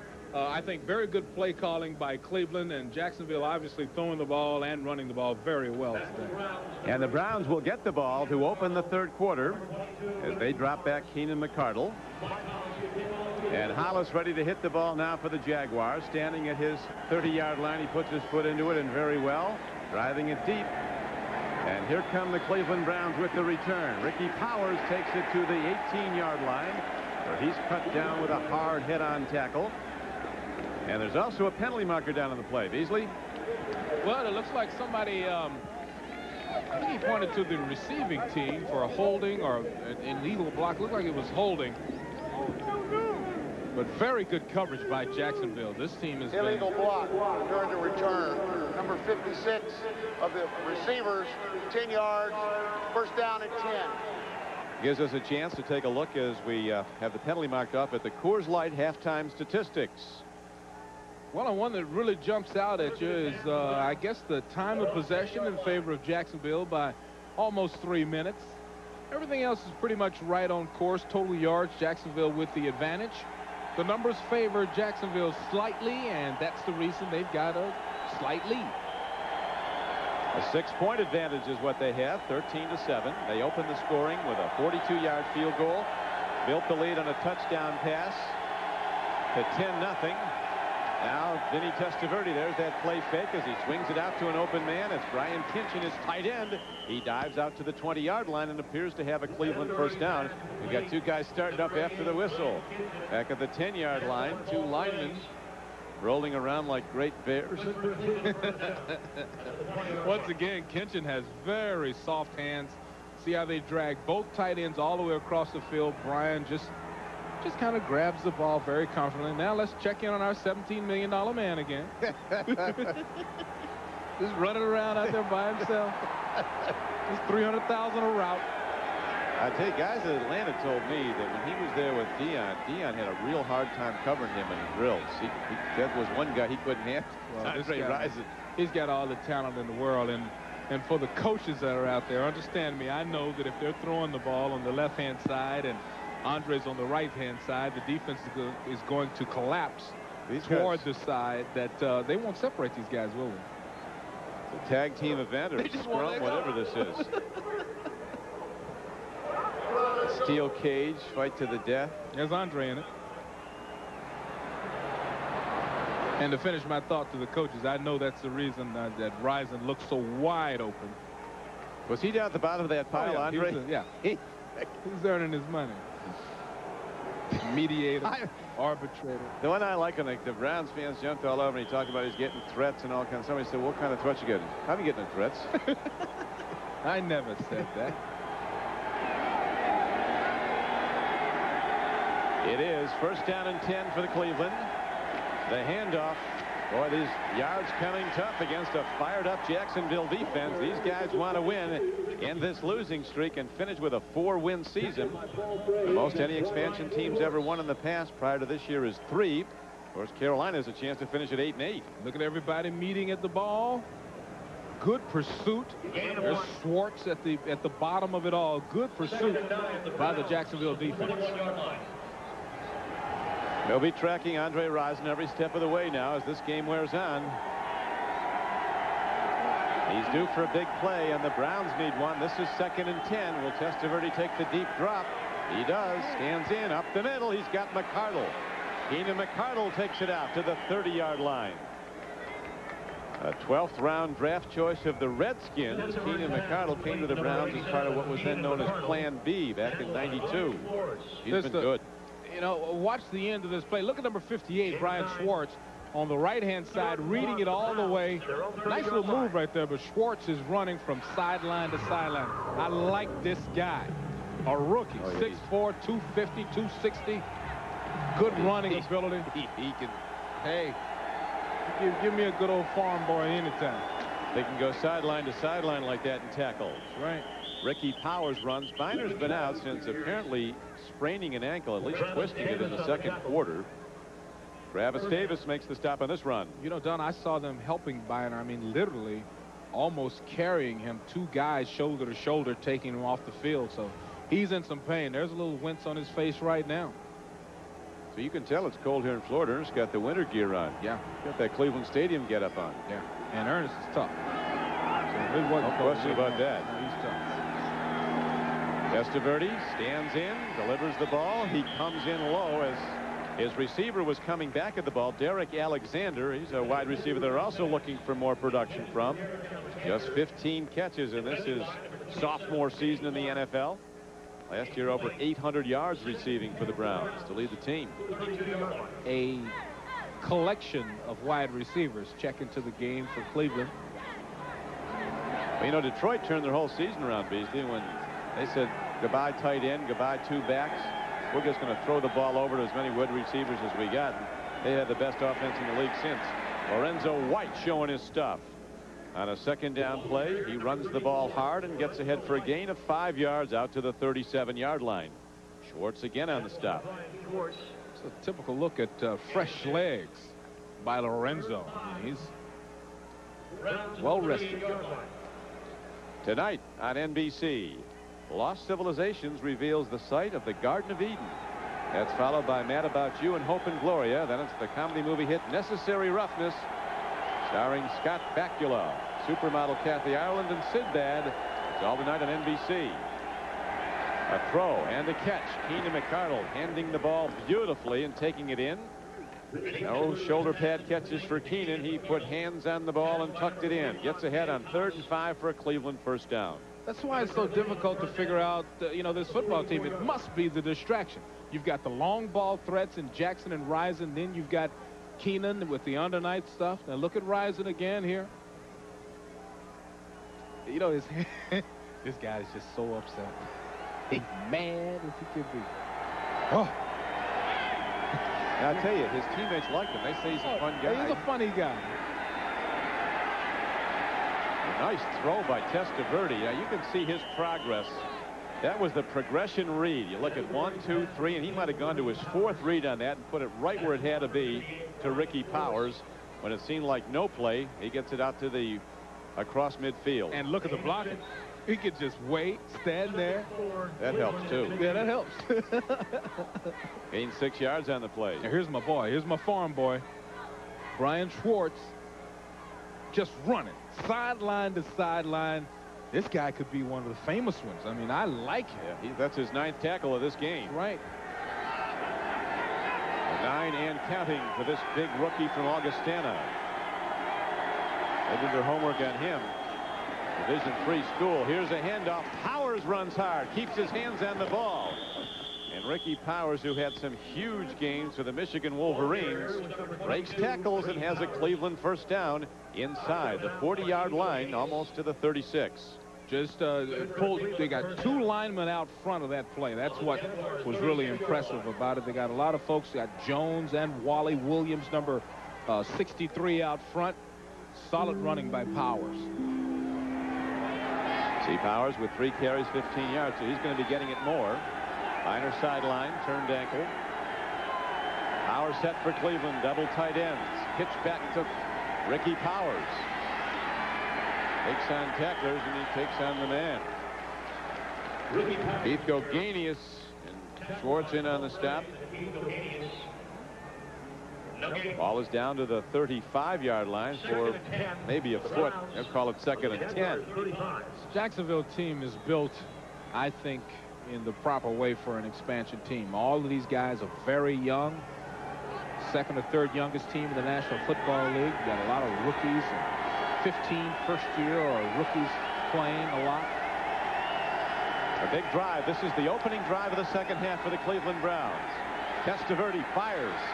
And he overshoots his man. He was looking at Andre Rison, who was open. Yeah, he had a couple steps at him. Yeah, just a bad throw that time. Well, this guy's at his best is just over the top guy, just flying. Yeah, well, that's what the coaches say. Look at the fake here. He's going to go to the post. He's open. It falls over his head and to the wrong side. You know, he got a lot more attention when Zaire was the quarterback. Only 13 receptions, 389 yards and 2 TDs. Twice the receptions, less yards when Vinny's throwing to him.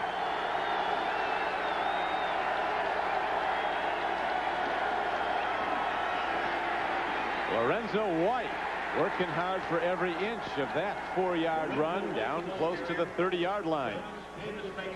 Davis comes up and makes him. Now it's 4th down for Cleveland.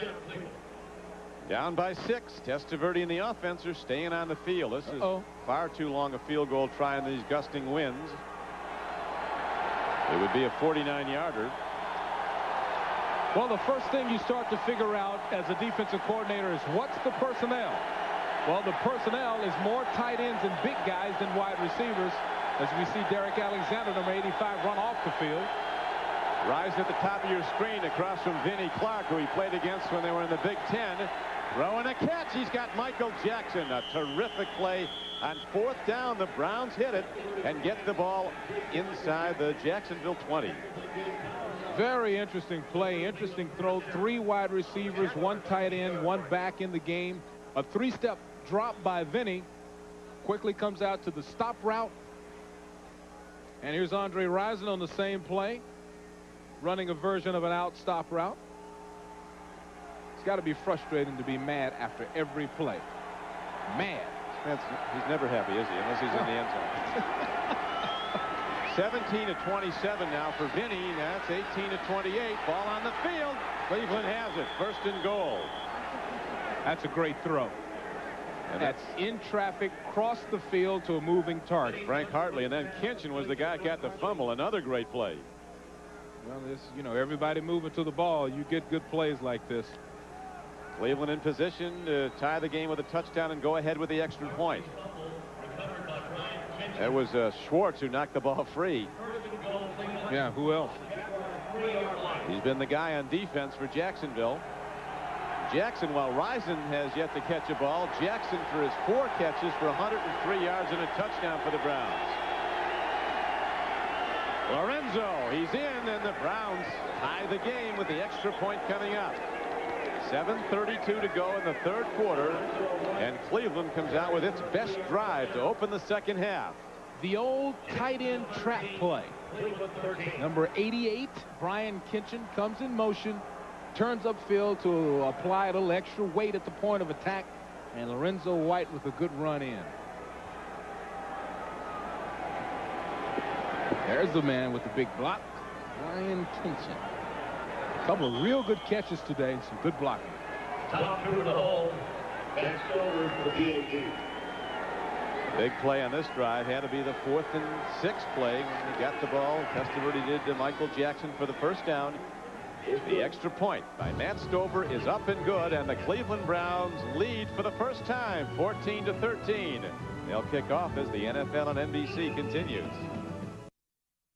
There's some fans decked out for the season. We got a little snow shot. They haven't had that down here in a long time, but it was cold enough to snow this morning in northern Florida as the kickoff comes downfield. And here comes Desmond Howard. Browns sweep him under, but he has the ball out close to the 30-yard line, where the Jaguars will start their first drive of the 2nd half. So the Jaguars, down in the game for the first time, look to answer the Browns scoring drive.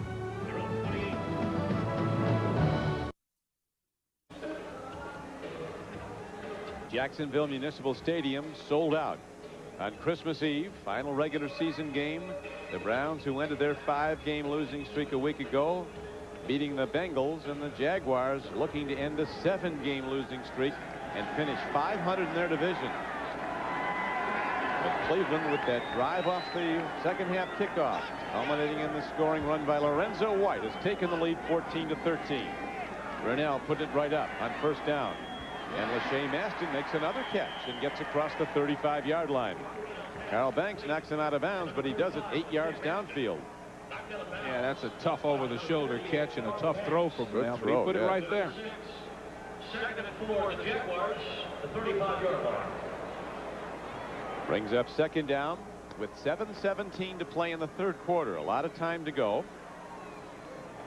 Jaguars, part of the AFC Central. They've had some big wins in the stadium. They beat the Pittsburgh Steelers here. It might be the AFC Super Bowl team, although Kansas City's looking pretty strong down the gut as they try to run it and do as Vaughn Dunbar takes a strike. Cleveland coming with a blitz up the middle. And then the tackle is made for the 1st down. Now let's go to New York into Greg Gumbel. Greg? All right, Don, in Green Bay, the Packers needing a win to claim the NFC Central, and Brett Favre with his 38th touchdown pass of the year, a 1-yarder to Mark Shimura. It's a 21-10 Green Bay lead, now 21-13 with a Steeler field goal. Don? Thanks, Greg. Mark Shimura played for Tom Coughlin at Boston College. He's a complete free agent at the end of this season. The Packers are going to have to sign him the season he's had. Brunell rolling out. He has a problem. He eludes it for the moment, gets away from Pleasant, and then fires the ball in, but it comes in low. It'll bring up 2nd down and 10 for Jacksonville. Ball hits Pepper Johnson right on the foot. We were talking to Pepper about this move, Don, and he says that he's in the camp of players that would like to stay in Cleveland. And, you know, the players don't talk about this publicly, so that was, you know, quite a revelation that there are, he said it's like north and south. You're either for the move or you're against the move. There's nobody standing right in the middle in that locker room. Very interesting stuff from Pepper. That really is. 183 tackles. That's interesting. He said a tremendous year. Here is a give on a 2nd down run. Lachey Maston, who's getting a lot of work today, usually deployed as a blocker. And again, picks up the blitz on passes. Good for 5 yards. 5-yard gain. You know, look at Pepper on this play. Just moving. Look at him. One hand, he stabs off the center, Whitell, and comes in to make. You know, he also said that a lot of these players are taking mementos from the locker room, from the stadium. He refuses to do it because if he takes it, that's like admitting, coming to the conclusion that the team is leaving, and he doesn't want to see that happen. Let's see what happens on 3rd down. The ball to the wrong side of Willie Jackson. And it's incomplete, and that means the Jaguars have to punt the ball. Back to the Cleveland Browns. Browns holding to a 14-13 lead. 5:28 to play. Mark Brunell here at the end of the play. Snaps it off, and he's not too happy. You know that he's throwing the ball well, but when you have to push off of a bad leg, it affects your whole game. Brian Barker punts the ball, hits a knuckler downfield that McCardle looks at. Picks it up on the one hop, and it's a well-placed ball by the punter Barker of Jacksonville. Browns will start for a 2nd time in the 3rd quarter, but deep in their own end, they'll have the ball at their 12-yard line when we come back, and the NFL on NBC continues. A look back to a season ago. The Jacksonville Jaguars became a franchise. And there's the original 10 players that they'd signed. Not many are left, though, are they? Famous guys around here. Only 2 on the roster, 1 on the practice squad. And a year ago, this was Terry Metcalf running the ball for the Cleveland Browns as they blew away the Seahawks to finish 11-5 and head to the playoffs, where in the 1st round they would beat the Patriots. Then go to Pittsburgh, where they had so many problems. Well, and my goodness, it's Andre. Things have changed, huh? Andre Rison makes the catch. All right, Andre Rison points at his quarterback and says, "Way to go, good vision." On the 24-yard line. And gets the 1st down. I'm an Andre Rison fan. Look at the route. Boom. Quick feet, great athletic ability. Let me tell you something. If I had to, I'd put him in running back. I'd feed him the football. As the handoff now goes to Ricky Powers. That's an interesting observation. I once heard John Unitas say when you've got a great player, you have to get the ball in his hands no matter what you do. He said we had the best end in football in John Mackey at tight end. They were putting 3 people on him at the line of scrimmage. He was so good.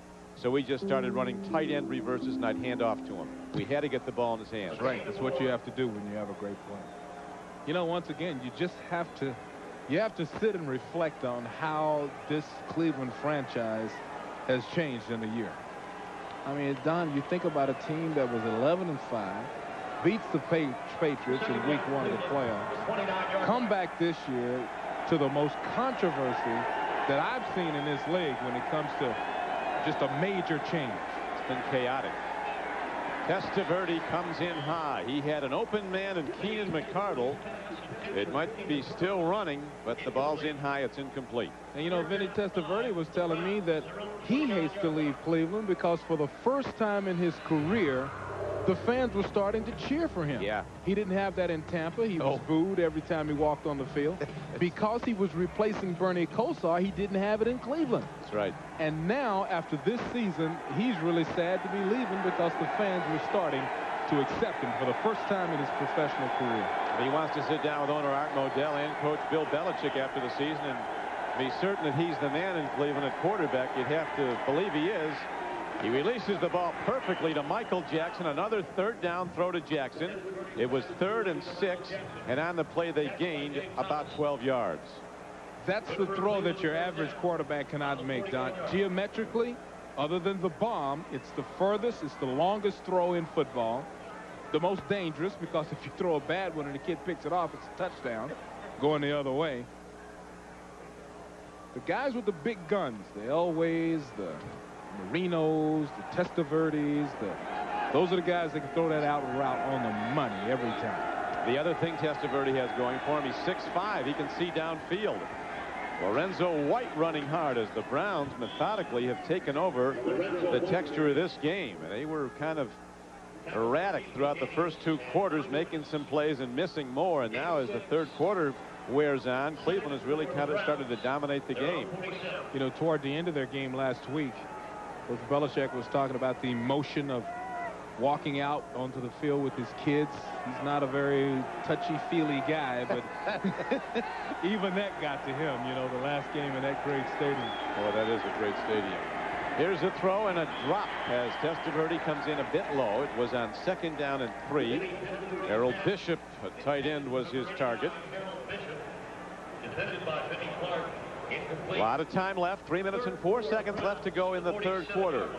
Testaverde out of Miami of Florida, the Heisman Trophy winner, led the Canes to a national championship, won the Heisman early that year in a September game against the number 2 team. Miami and Oklahoma 1 and 2. He had the best game of his college career on national television, and he won the Heisman.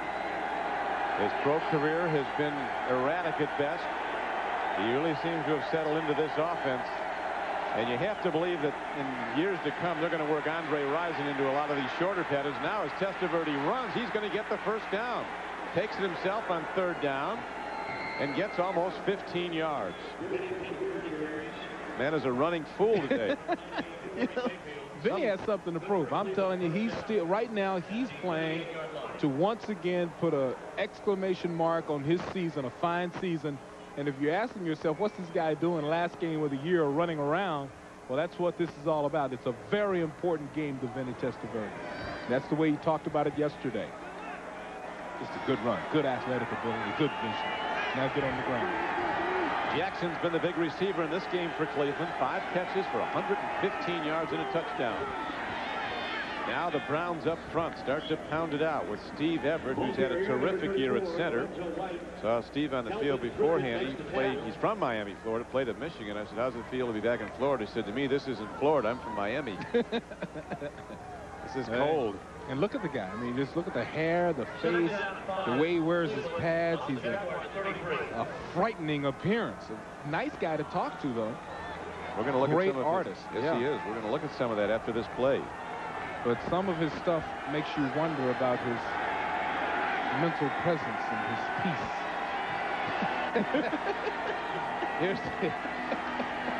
Here's a handoff. Ernest Biner's back in the game, and he runs hard for the Browns on 2nd down and 6.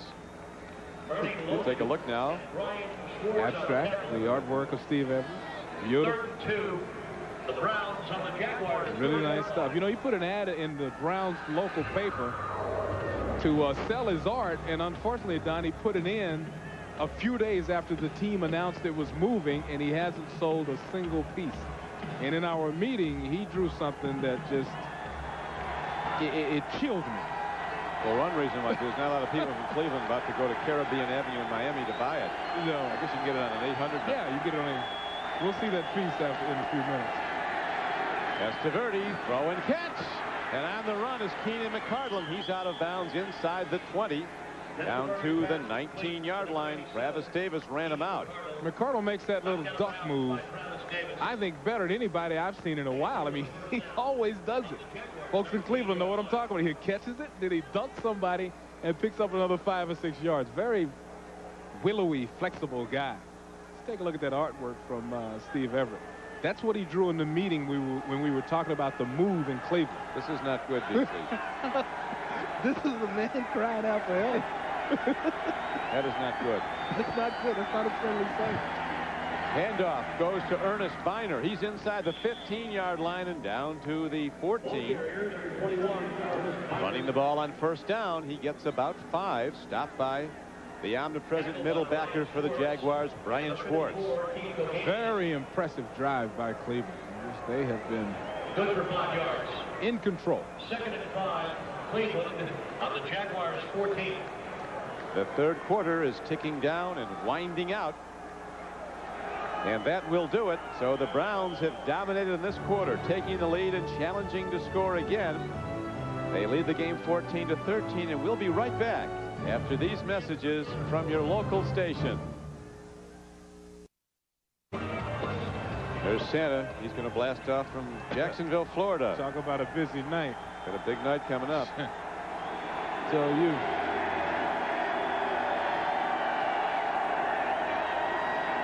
Testaverde stands in, fires hard. What a shot. Intercepted. It caromed off and was picked by Keith Gogenius. Michael Jackson looked like he had it. Then the ball shot off his shoulder pads. And the Jaguars stop the Cleveland drive and take over the ball.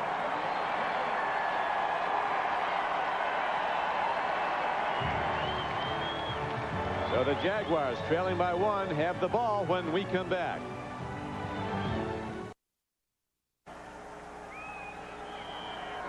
Watch number 54, the linebacker. This is what happens for you when you hustle. He's running to the ball. That's the reason he makes the interception. A lot of guys will stop and just watch the play develop, but 54 is sprinting toward the point of attack. Wow. Hustle makes plays. Terrific second and third looks as the handoff now goes to Dunbar, and the Browns take him down for a loss on the play. Knocked down inside the 10-yard line. A dangerous area of the field for Jacksonville as they're pinned deep in their own end, trailing by a point in the game. They need to get the ball downfield, but they have to be wary of the turnover. Once again, both of these teams are playing to enter the offseason with a good taste in their mouth. Exactly. I mean, it's been so difficult. Both teams coming off of long losing streaks. Cleveland, a winner last week, but prior to that, losing a bunch of games. Brunell fires downfield, and he's got a man for a first down. That's Willie Jackson with his 53rd catch of the year, as he closes in on the record for an expansion team receiver. Well, there's a lot of yardage to be gained over the middle, but boy, is it hard, dangerous work. Look at him sitting comfortably, and look, 4 guys right around the ball carrier. That's where you really get knocked around. Jackson's now 2 catches away from the expansion record set by Steve Largent at Seattle back in '76. And he caught 54. Brunell, quick drop, long ball. Man, what a catch, a one-handed grab. Curtis Marsh comes down with his second spectacular catch of the day. And the Jaguars get it out across midfield. That was, listen, one-handed. He knows he's going to get popped. This is one of the catches of the year. Look at that. Makes the tuck, gets the ball in. First down for the Jaguars. Even better look at it here. Watch the right hand go up, settle on the ball. He concentrates, brings it down, even knowing that he's going to get popped. Great play. This time the cutback run by rookie James Stewart, and he gets nowhere. Look at the end. Look at the end. Slow it down, guys. Look at this. Look at that play. Hey, listen, that's why they're pros. You know, you got to be like a circus act to make plays like that. But we have a foul call against the Jaguars, coming at a critical time as they get the ball out. You'll remember this drive started inside their 10-yard line. Now they'll be set back. As Red Cashin, the referee, makes sure he's got all people on the same page, and then he'll make the announcement to us with 12 minutes and 50 seconds to play in the game, and the Browns leading 14-13. Unnecessary roughness, number 67 of the offense. 15 yards. Jeff Novak, the right guard, called for unnecessary roughness. Woo.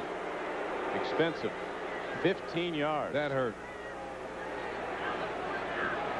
Now you got to make big plays, Beasley, just to get a first down. It's 1st and 25. Yeah. Well, when a 310-pound man unnecessarily roughs you, you can get hurt.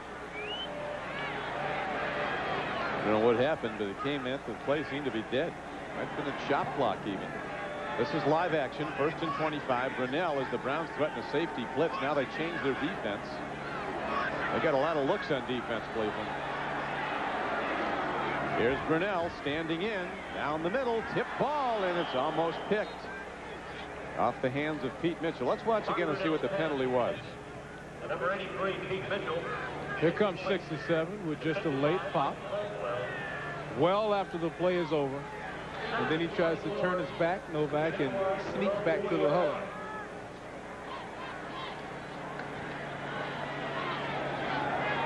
Ball position now inside the 40-yard line.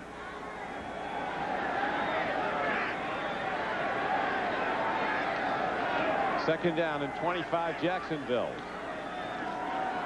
Brunell with a swing pass. Lachey Maston is out of bounds at about the 47-yard line. That was very nicely set up. Lachey did not use his blocking at all. Maybe we can see why here, but he's got two big linemen in front of him. And he turns and heads straight for the sideline. Still well-conceived play, good fake by the quarterback. Here's a good look. See all the runners, you think he'd try to straighten up immediately, but he didn't.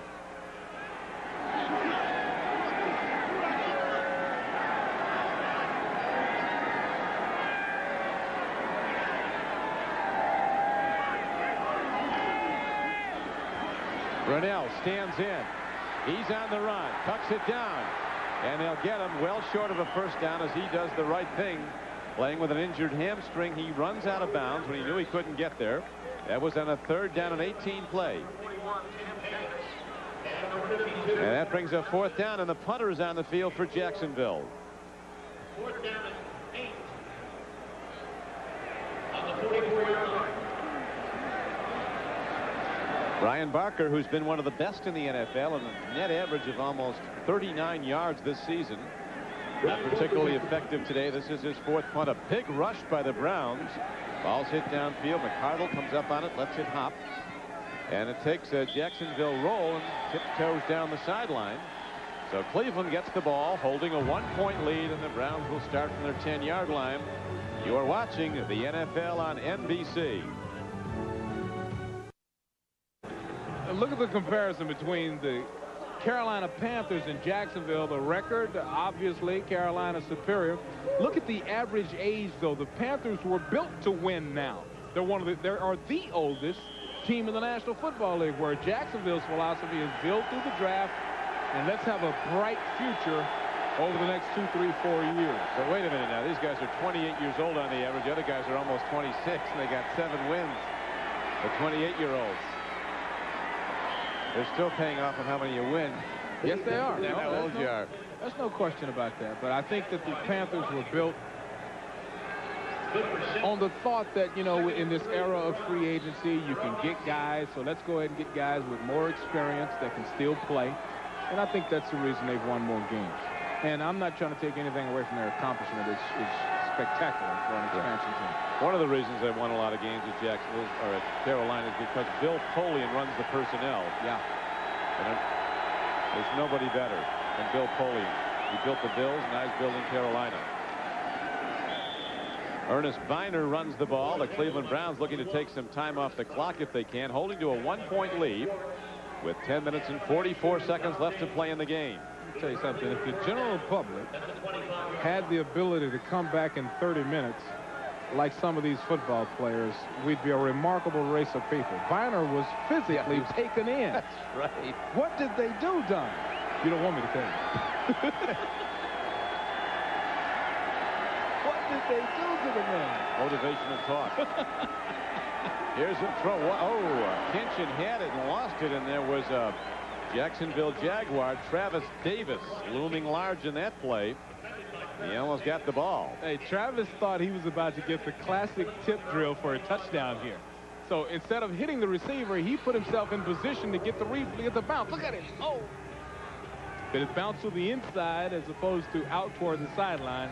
Travis would be doing his Deion Sanders imitation, which I hate, in the last 5 yards going into the touchdown. You know what? I hate it when guys take one little deal and copy it. Everybody's dragging their feet now when they go into the end zone like Deion.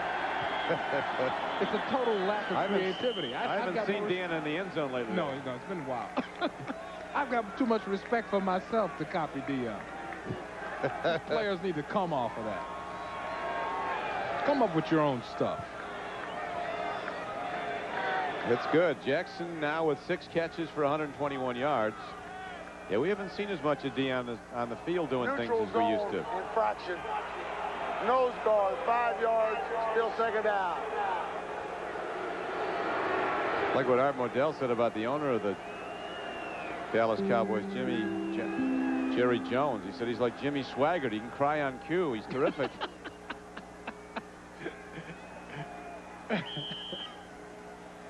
Green Bay still holding that slight lead.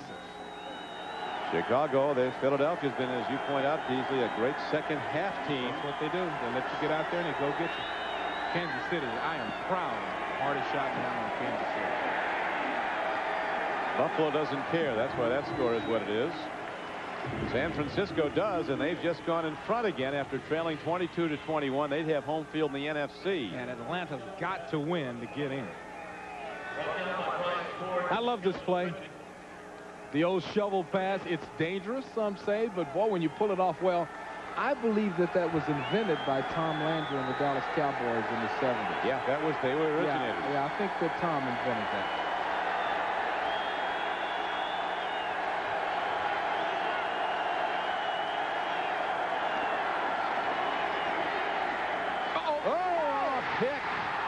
It is an interception for Jacksonville at the 30-yard line.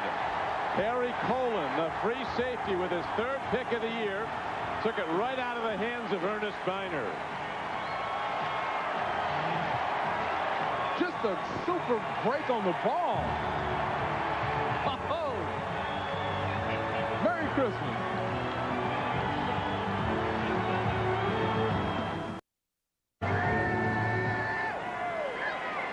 Harry Colon from the University of Missouri with a big pick. The 3rd interception today of Vinny Testaverde. And it's a great break on the ball. It's just a classic break. Jumping on the inside, anticipating the route. Vinny had 7 interceptions this season coming into the game. Messing up his stats with 3 more already today. Jacksonville down by a point. Goes to Vaughn Dunbar. Not much there. The Browns have really tightened their run defense. The last time these two teams played at Cleveland Stadium, Vinny dropped back, took a look left, lofted it, and the rest, as they say, is history.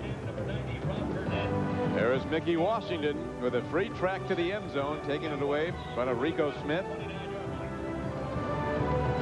Ladies and gentlemen, the attendance for today's game.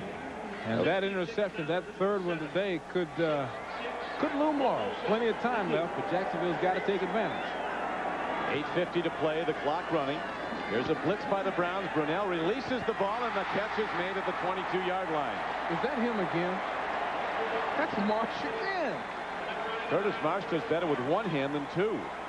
Oh, look at him. He's feeling it now. He's feeling it now. This one was at the left hand, I believe, Don. The other one was the right hand. That's the left hand. Yes, it is. Oh, this is impressive. Whatever it takes. Tell you what, he's played his way to a job next season. Yes, he has. You talked about how important this last game is, both in setting the whole tone for the offseason, but more importantly, every player on every team is reviewed on every plays on the field. And Marsh having a big day. Here's a blitz, and they nailed quarterback Mark Brunell. Pepper Johnson, who is absolutely igniting this defense. He stuffed the run on the previous play. This time he blows through. Well, the last play, he was the one applying the pressure. And then on that very play, he comes up with the sack. And you know, it's the great players that know when to turn it on. Look at those 2 veterans, Carl Banks and Pepper Johnson, turning it on at just the right time. Here's a super look. Straight in your face, number 52, and there's Carl Banks around his ankles.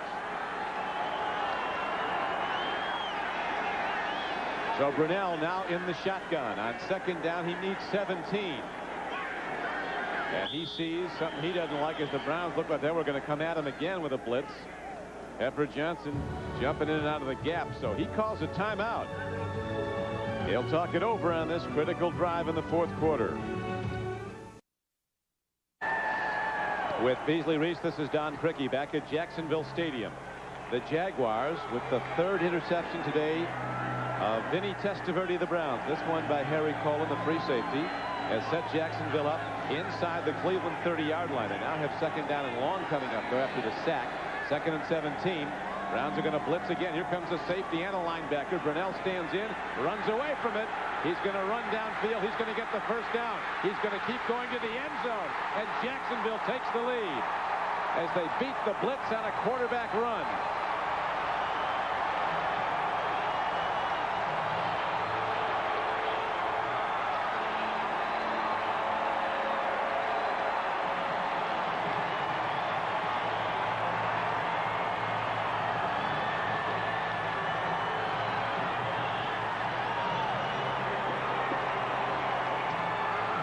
Man coverage accompanies the blitz. When you're playing man for man, you're looking at your guy, so you don't even see the quarterback.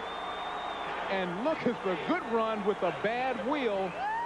Now, the guy told me yesterday, Don, you were sitting right there, that he's 60%.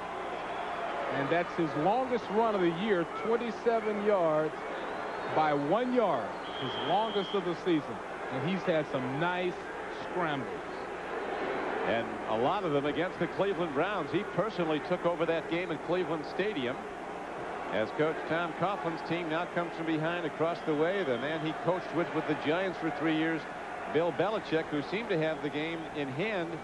His team was dominating on both sides of the ball, but then the interception sets up the Jaguars to take the lead, which they do. Still a lot of time left with the extra point coming up as the NFL on NBC continues.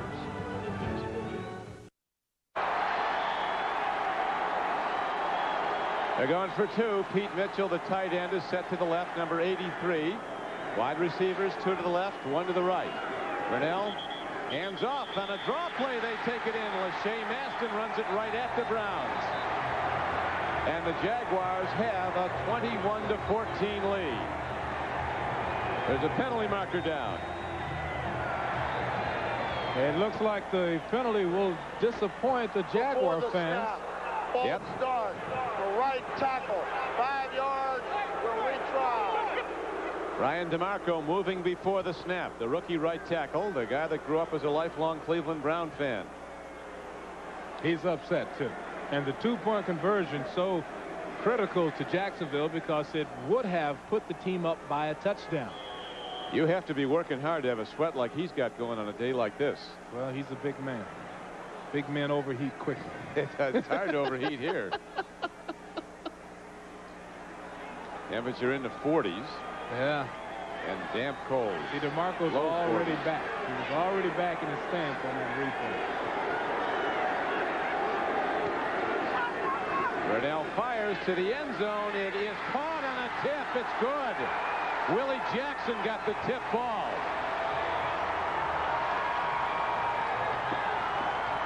Desmond Howard was the guy he was shooting at. Caromed off him and Willie Jackson. Look what I found. Doug, you know how much practice it takes to do this? Of course I'm kidding. Let's see him do it again. What a play. That's the tip drill at its best, and how happy is Mark Brunell?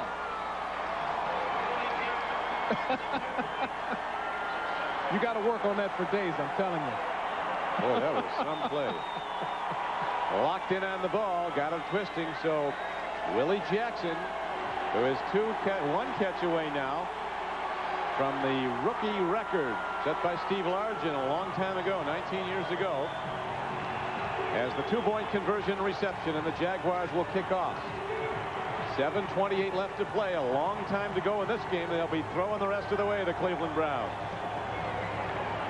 Well, this is getting good because Cleveland will have to score a touchdown and then some in order to end their season on a good note. Oh, I don't know if it can be a good note for Cleveland, really, when you think about it.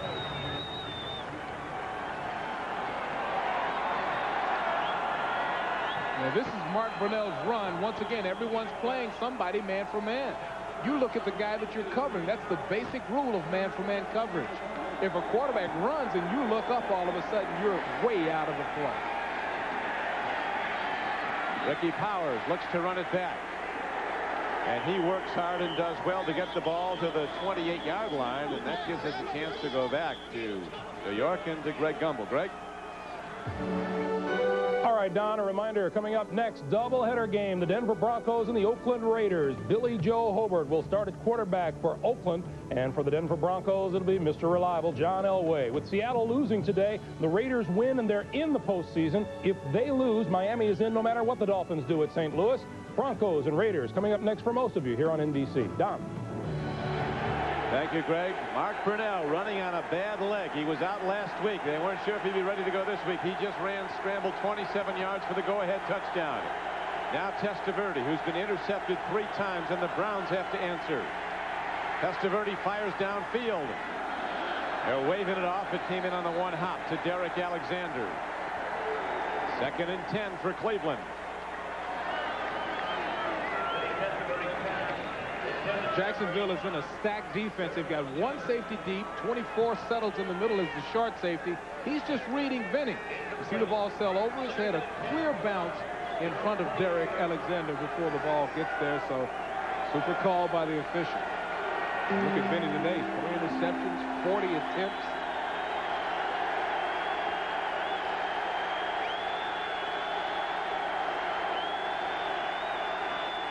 Testaverde with a screen pass to Ernest Biner on the run. Turns the corner, and he's taken down by middle linebacker Brian Schwartz, who one day will be a first-team All-Pro linebacker. I don't doubt it for 1 second. The guy has gone from the middle of the field to the sideline. There's 58 bouncing along, making the read. Look at him keep the outside shoulder free. That's the reason he's able to get to the play. Brian Schwartz, that's a name to remember. Still a lot of time to play. The Browns have 3rd down coming up. They need 5. See the time, 6:50 to go in the game. 5 wide receivers set on 3rd down. Testaverde with a quick drop. He's in trouble. They get him. He's sacked at the 29-yard line. Don Davey was there along with Kelvin Pritchett.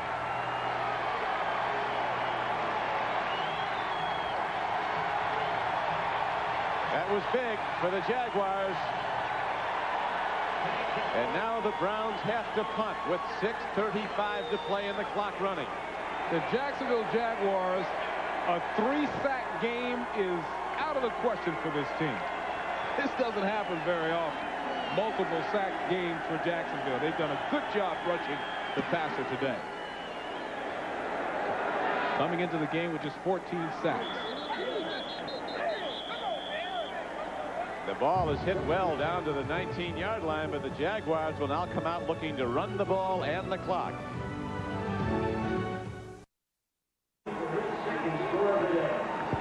Back at Jacksonville, the Jaguars rallying from behind here in the 4th quarter to take a 7-point lead.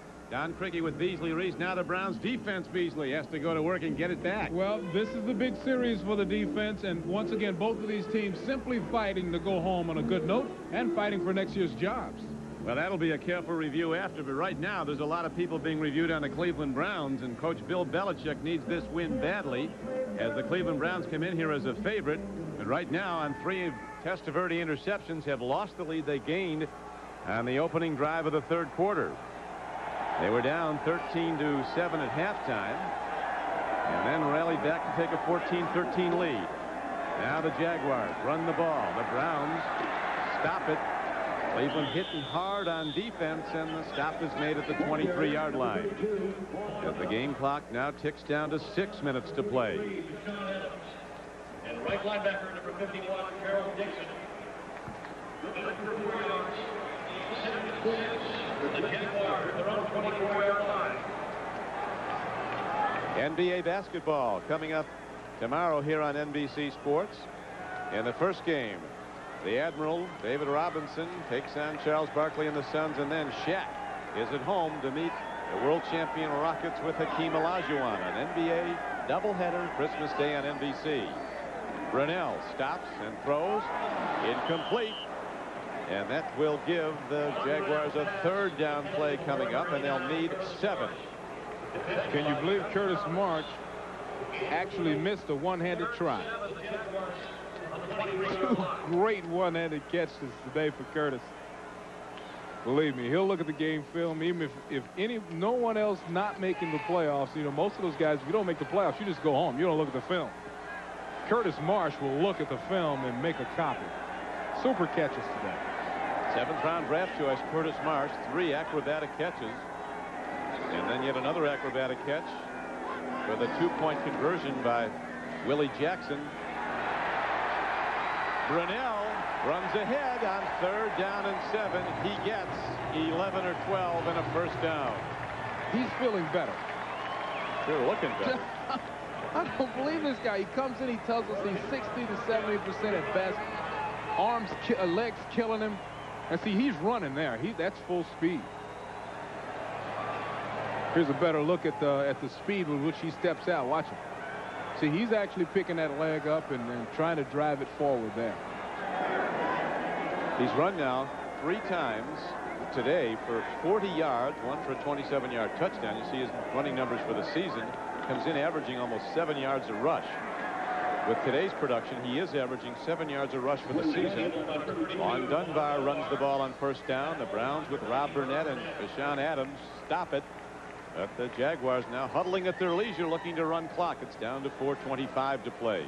Everything that the defense does is designed to cut off the normal running lanes between the guards, off the tackle box, out wide. But Coach Coughlin has a quarterback, and I think when the quarterback runs, it's even more devastating because no one is accounting for him. He's the one guy that the defense really doesn't account for when it comes to the running game. 2 games they've been unable to account for Mark Brunell. Draw play. Browns stuff it. That'll bring up 3rd and long back at the 29-yard line. Lachey Maston ran, and Tim Goad, unblocked, came right through and nailed him. A new beginning in Jacksonville for pro football as they conclude their first season in the NFL, and a historic day for one of the storied franchises in the league, the Cleveland Browns. Could this really be their last game as the Browns as we know them? Art Modell says they are moving to Baltimore and that they'll operate out of Baltimore in the new year.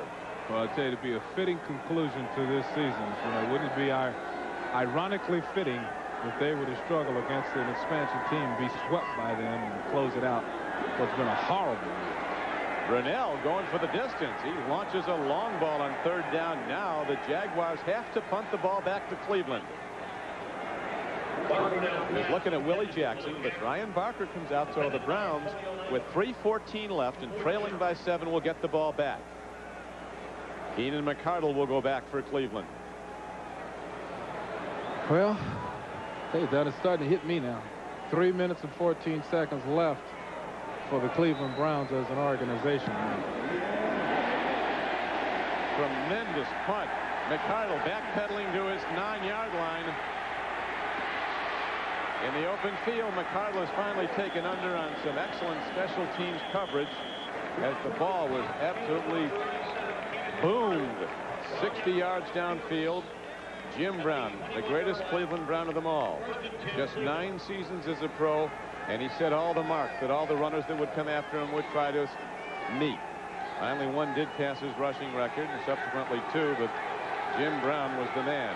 5 yards a carry for his whole career. Well, in my mind, nobody ever passed his record. 12 and 14 game seasons. Yeah. I don't play that. Jim Brown is the man.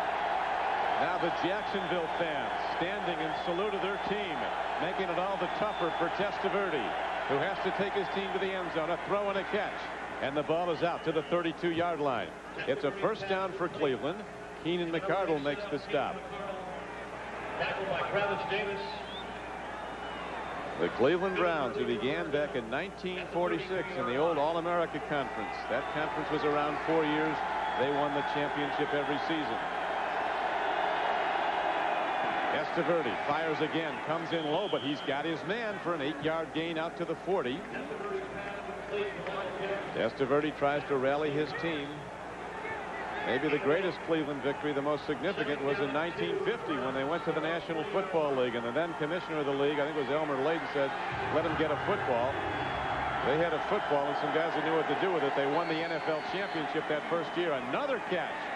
But the defense of the Jaguars is there, and it's actually a loss on the play as Mickey Washington wrestles down McCardle. 2 minutes to play. You are watching the NFL on NBC. The Cleveland Browns in Cleveland Stadium. 50 years of memories of one of pro football's hallmark franchises. Paul Brown began it all with championship after championship. Then there was the great Marion Motley. And Otto Graham took his team to a championship game 10 years in a row.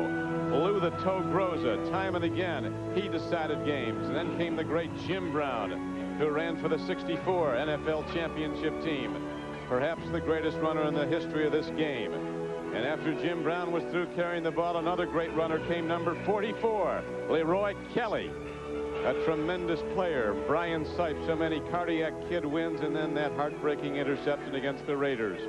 No tight end ever caught more passes than the great Ozzie Newsome of the Browns. And then came the guy who grew up loving the Browns and leading them to some of their greatest victories, Bernie Kosar. And then last week, Ernest Biner in the dog pound. Over the seasons, 22.5 million fans have jammed Cleveland Stadium supporting this team. But now the Browns are up against it. 2 minutes to go. Handoff goes, and the Browns break it. It is inside the 50 down to the 45-yard line. Ernest Biner, Beasley, who was troubled by the bad ankle, running well. Ernest Biner is really giving it for this organization. Don't think that this veteran doesn't understand the moment and the importance of it. Testaverde picked 3 times, close to an open man. He's got his guy inside the 15-yard line. Keenan McCardle goes high and comes down with the ball, and the Browns down by 7, challenging. 1 minute and 25 seconds left to play in the game. And now Testaverde calls up timeout. So an exciting final moment. We'll see if the Browns can take it in here, as we'll watch again the throw to Keenan McCardle. And the throw is absolutely pristine. I mean, he's got to throw it high to get over the people breaking underneath the effort. Good concentration by Keenan. He is becoming one of the top possession receivers around. Catches the little in routes, little out routes, seam route there. Good hands and a lot of courage. The ball position at the 14-yard line. Tom Coughlin looking on, and this day when the Cleveland Browns as we know them, it might be their final game. It's hard to believe.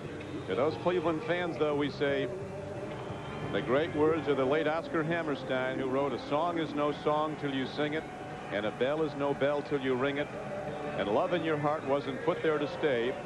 Love isn't love till you give it away." And that's what the Cleveland Brown fans have done for 50 years, supporting this, one of the great pro football franchises ever, one of the great sports entities in the USA. And now we come down to the final moments of this game. 1:23 to play. The Jacksonville fans standing in salute of their team. The Browns knocking on the door. Here's Ernest Biner. He's inside the 10, turns it up, turns it in. Ernest goes in. Touchdown, Cleveland.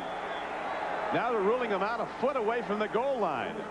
They ruled he was down a foot from the goal line, but it is 1st and goal from point-blank range. So this one could be headed to overtime. It's good blocking, but it's even better vision and individual effort by Ernest Biner. Just bouncing outside and absolutely outrunning everybody. And boy, look at the effort to get to the flag. That is so close. Watch how he tries to take the ball there and put it on the flag. It looks like that ball hit the flag. If it hit the flag, it's a touchdown. Triple tight end formation, a power set. Testaverde dives over the top. It's a touchdown for Cleveland. 1:13 to play. Now, do they kick the extra point, get a tie game, and give Brunell a chance to get in field goal range, Beasley? Or do they go for 2? Well, it looks like the plan, as I see Stover come out, is to tie the game. Yep. But remember, well, let me just remind everyone that I was one of Bill Belichick's special teams players many years with the Giants. He's got all kinds of trick plays, fakes. But it looks like here he's going to just kick it and elect for the tie.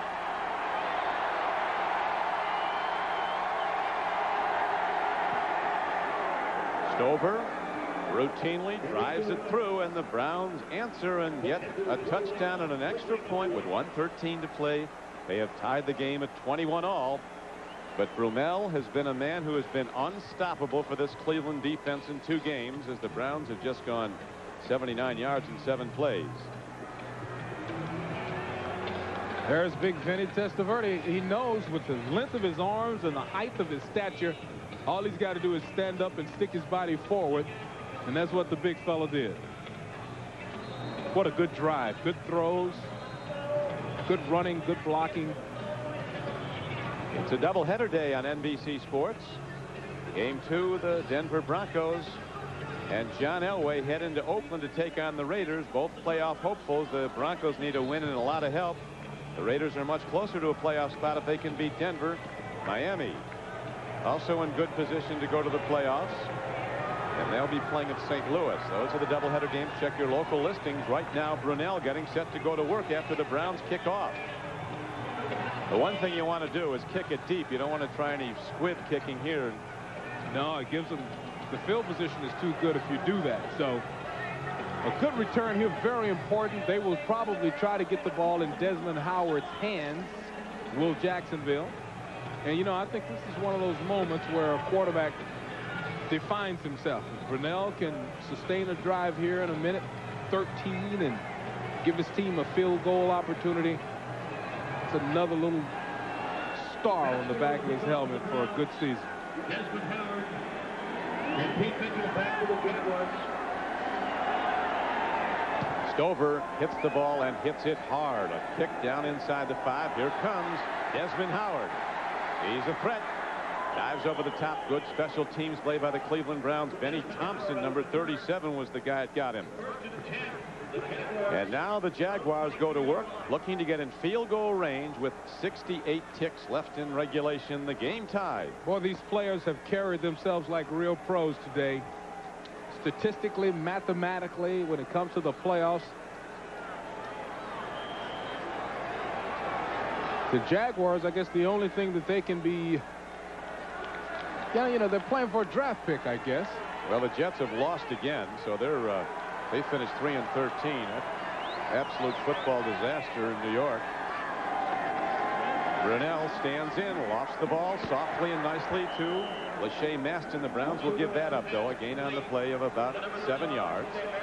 Clock continues to run. 58 seconds to go. You know, the interesting thing about Jacksonville's great play today, if they win, remember, they give up the #1 pick in the draft. Brunell fires downfield. He's got a man.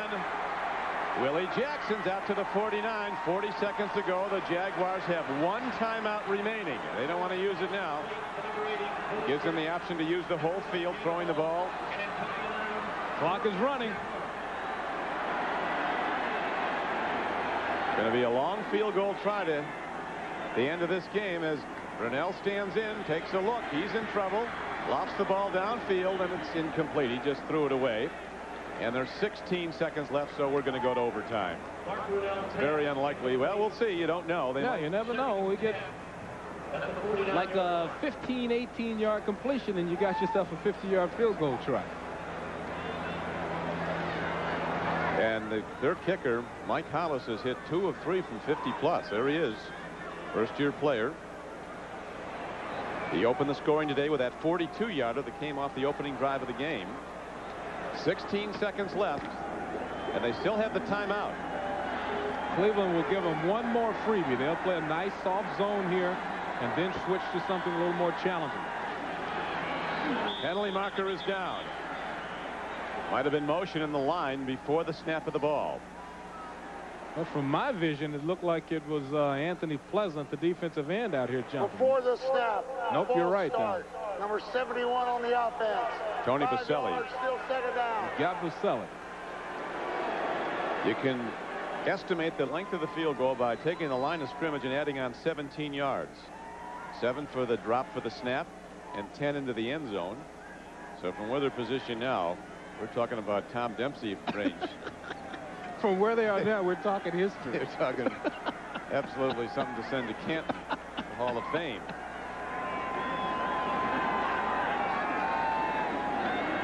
Brunell, he launches. He's got Desmond Howard. There's a penalty marker down on Cleveland. No question about it. Tim Jacobs took Desmond Howard's legs out from under him, and all of a sudden, with 10 seconds left and a timeout remaining, the Jaguars are in field goal range. Now that's a young man that's in for Griffin. Don Griffin hasn't played in the second half, so he's called to service and clearly leaned into the receiver, pushing him out from the opportunity, away from the opportunity to make the catch. No question. Well, there's a defensive back saying that, so. And I don't give that up easily. No, I know it. I'm always looking for the angle. Look at the bottom of your screen. And right at the end, you see him stick the left arm out straight and lean the guy out of bounds.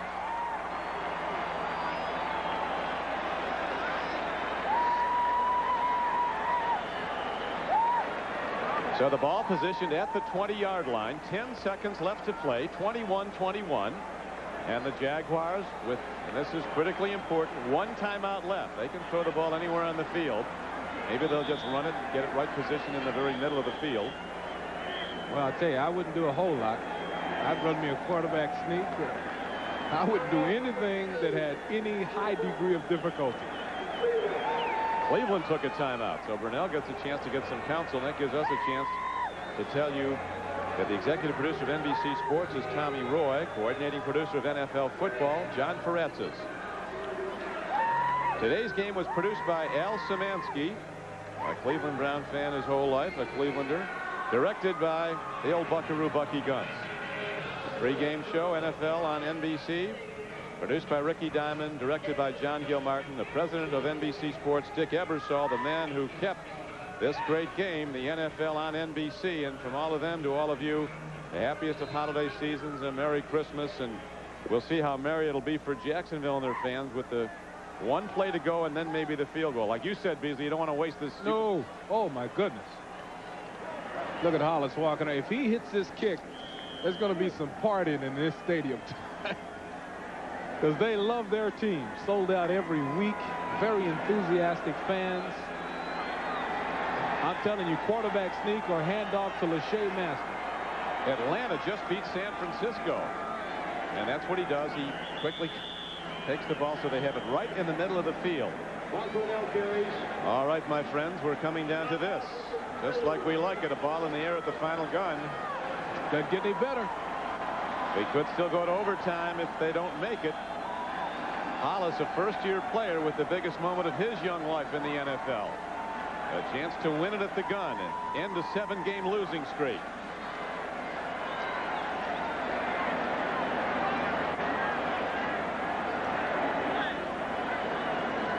Bill Belichick can only look on. The hold will be at the 40-yard line.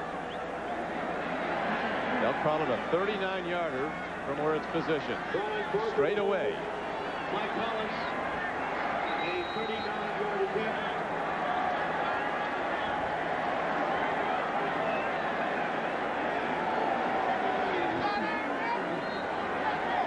Career long, as you see, 53, so he's well within range. Any kicker in the NFL has to be in range from 39 yards or you're not in the league. You're not here. You're not here. Believe me. You're in the World League of American Football or something. You're not there either. You're nowhere. Now the Browns might have jumped early. You don't want to do that and give them a shorter field goal. Don't tell me. Well, the Browns want to ice them if they can. Cleveland Browns call a timeout.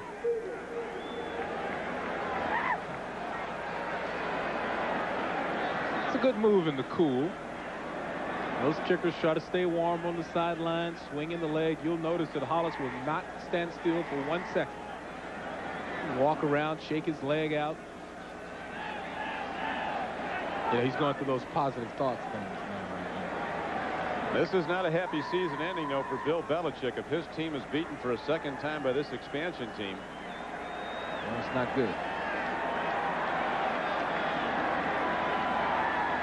Now we set up again. The Browns are out of timeout, so they can only get ready to rush. Everybody out there, they're going to come with an 11-man rush. Ryan Barker is the holder. Browns left early. They might get another try if this is no good. Kick is no good, but there's a penalty marker down. The Browns look like they were offside, which would give Jacksonville another chance. That's the signal from the Jacksonville Jaguars. Now we'll see if it is from the official also. So the Browns jumped early. He hooked the ball and hit the upright. It wasn't any good, but they get another chance.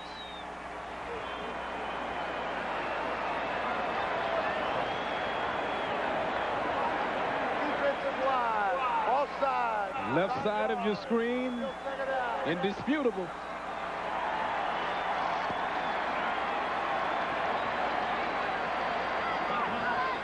Oh, this is getting good now because you wonder if Hollis is going to try to correct something. That's right. You would think he is. I mean, You know, it's like slicing the ball off the tee and then going to the next tee trying to correct. You hook it. now it's a 34-yarder. Snap and set down are good. And so is the kick, and that will do it. At the final gun, the Jaguars beat the Browns in their losing streak and become the first expansion team to finish at 500 in the division. What an ending for the Jacksonville Jaguars. And sadly, the ending for the Cleveland Browns as we know them. Brown players are over protesting to the official about something. But it's over. It's official. Mike Hollis hits it. The final score from Jacksonville, the Jaguars 24, the Browns 21. For Beasley Reese, this is Don Crickey. So glad you could be with us in Jacksonville, and all the best for your holiday season from all of us to all of you. The NFL on NBC is a production of NBC Sports. It is the home of Super Bowl 30.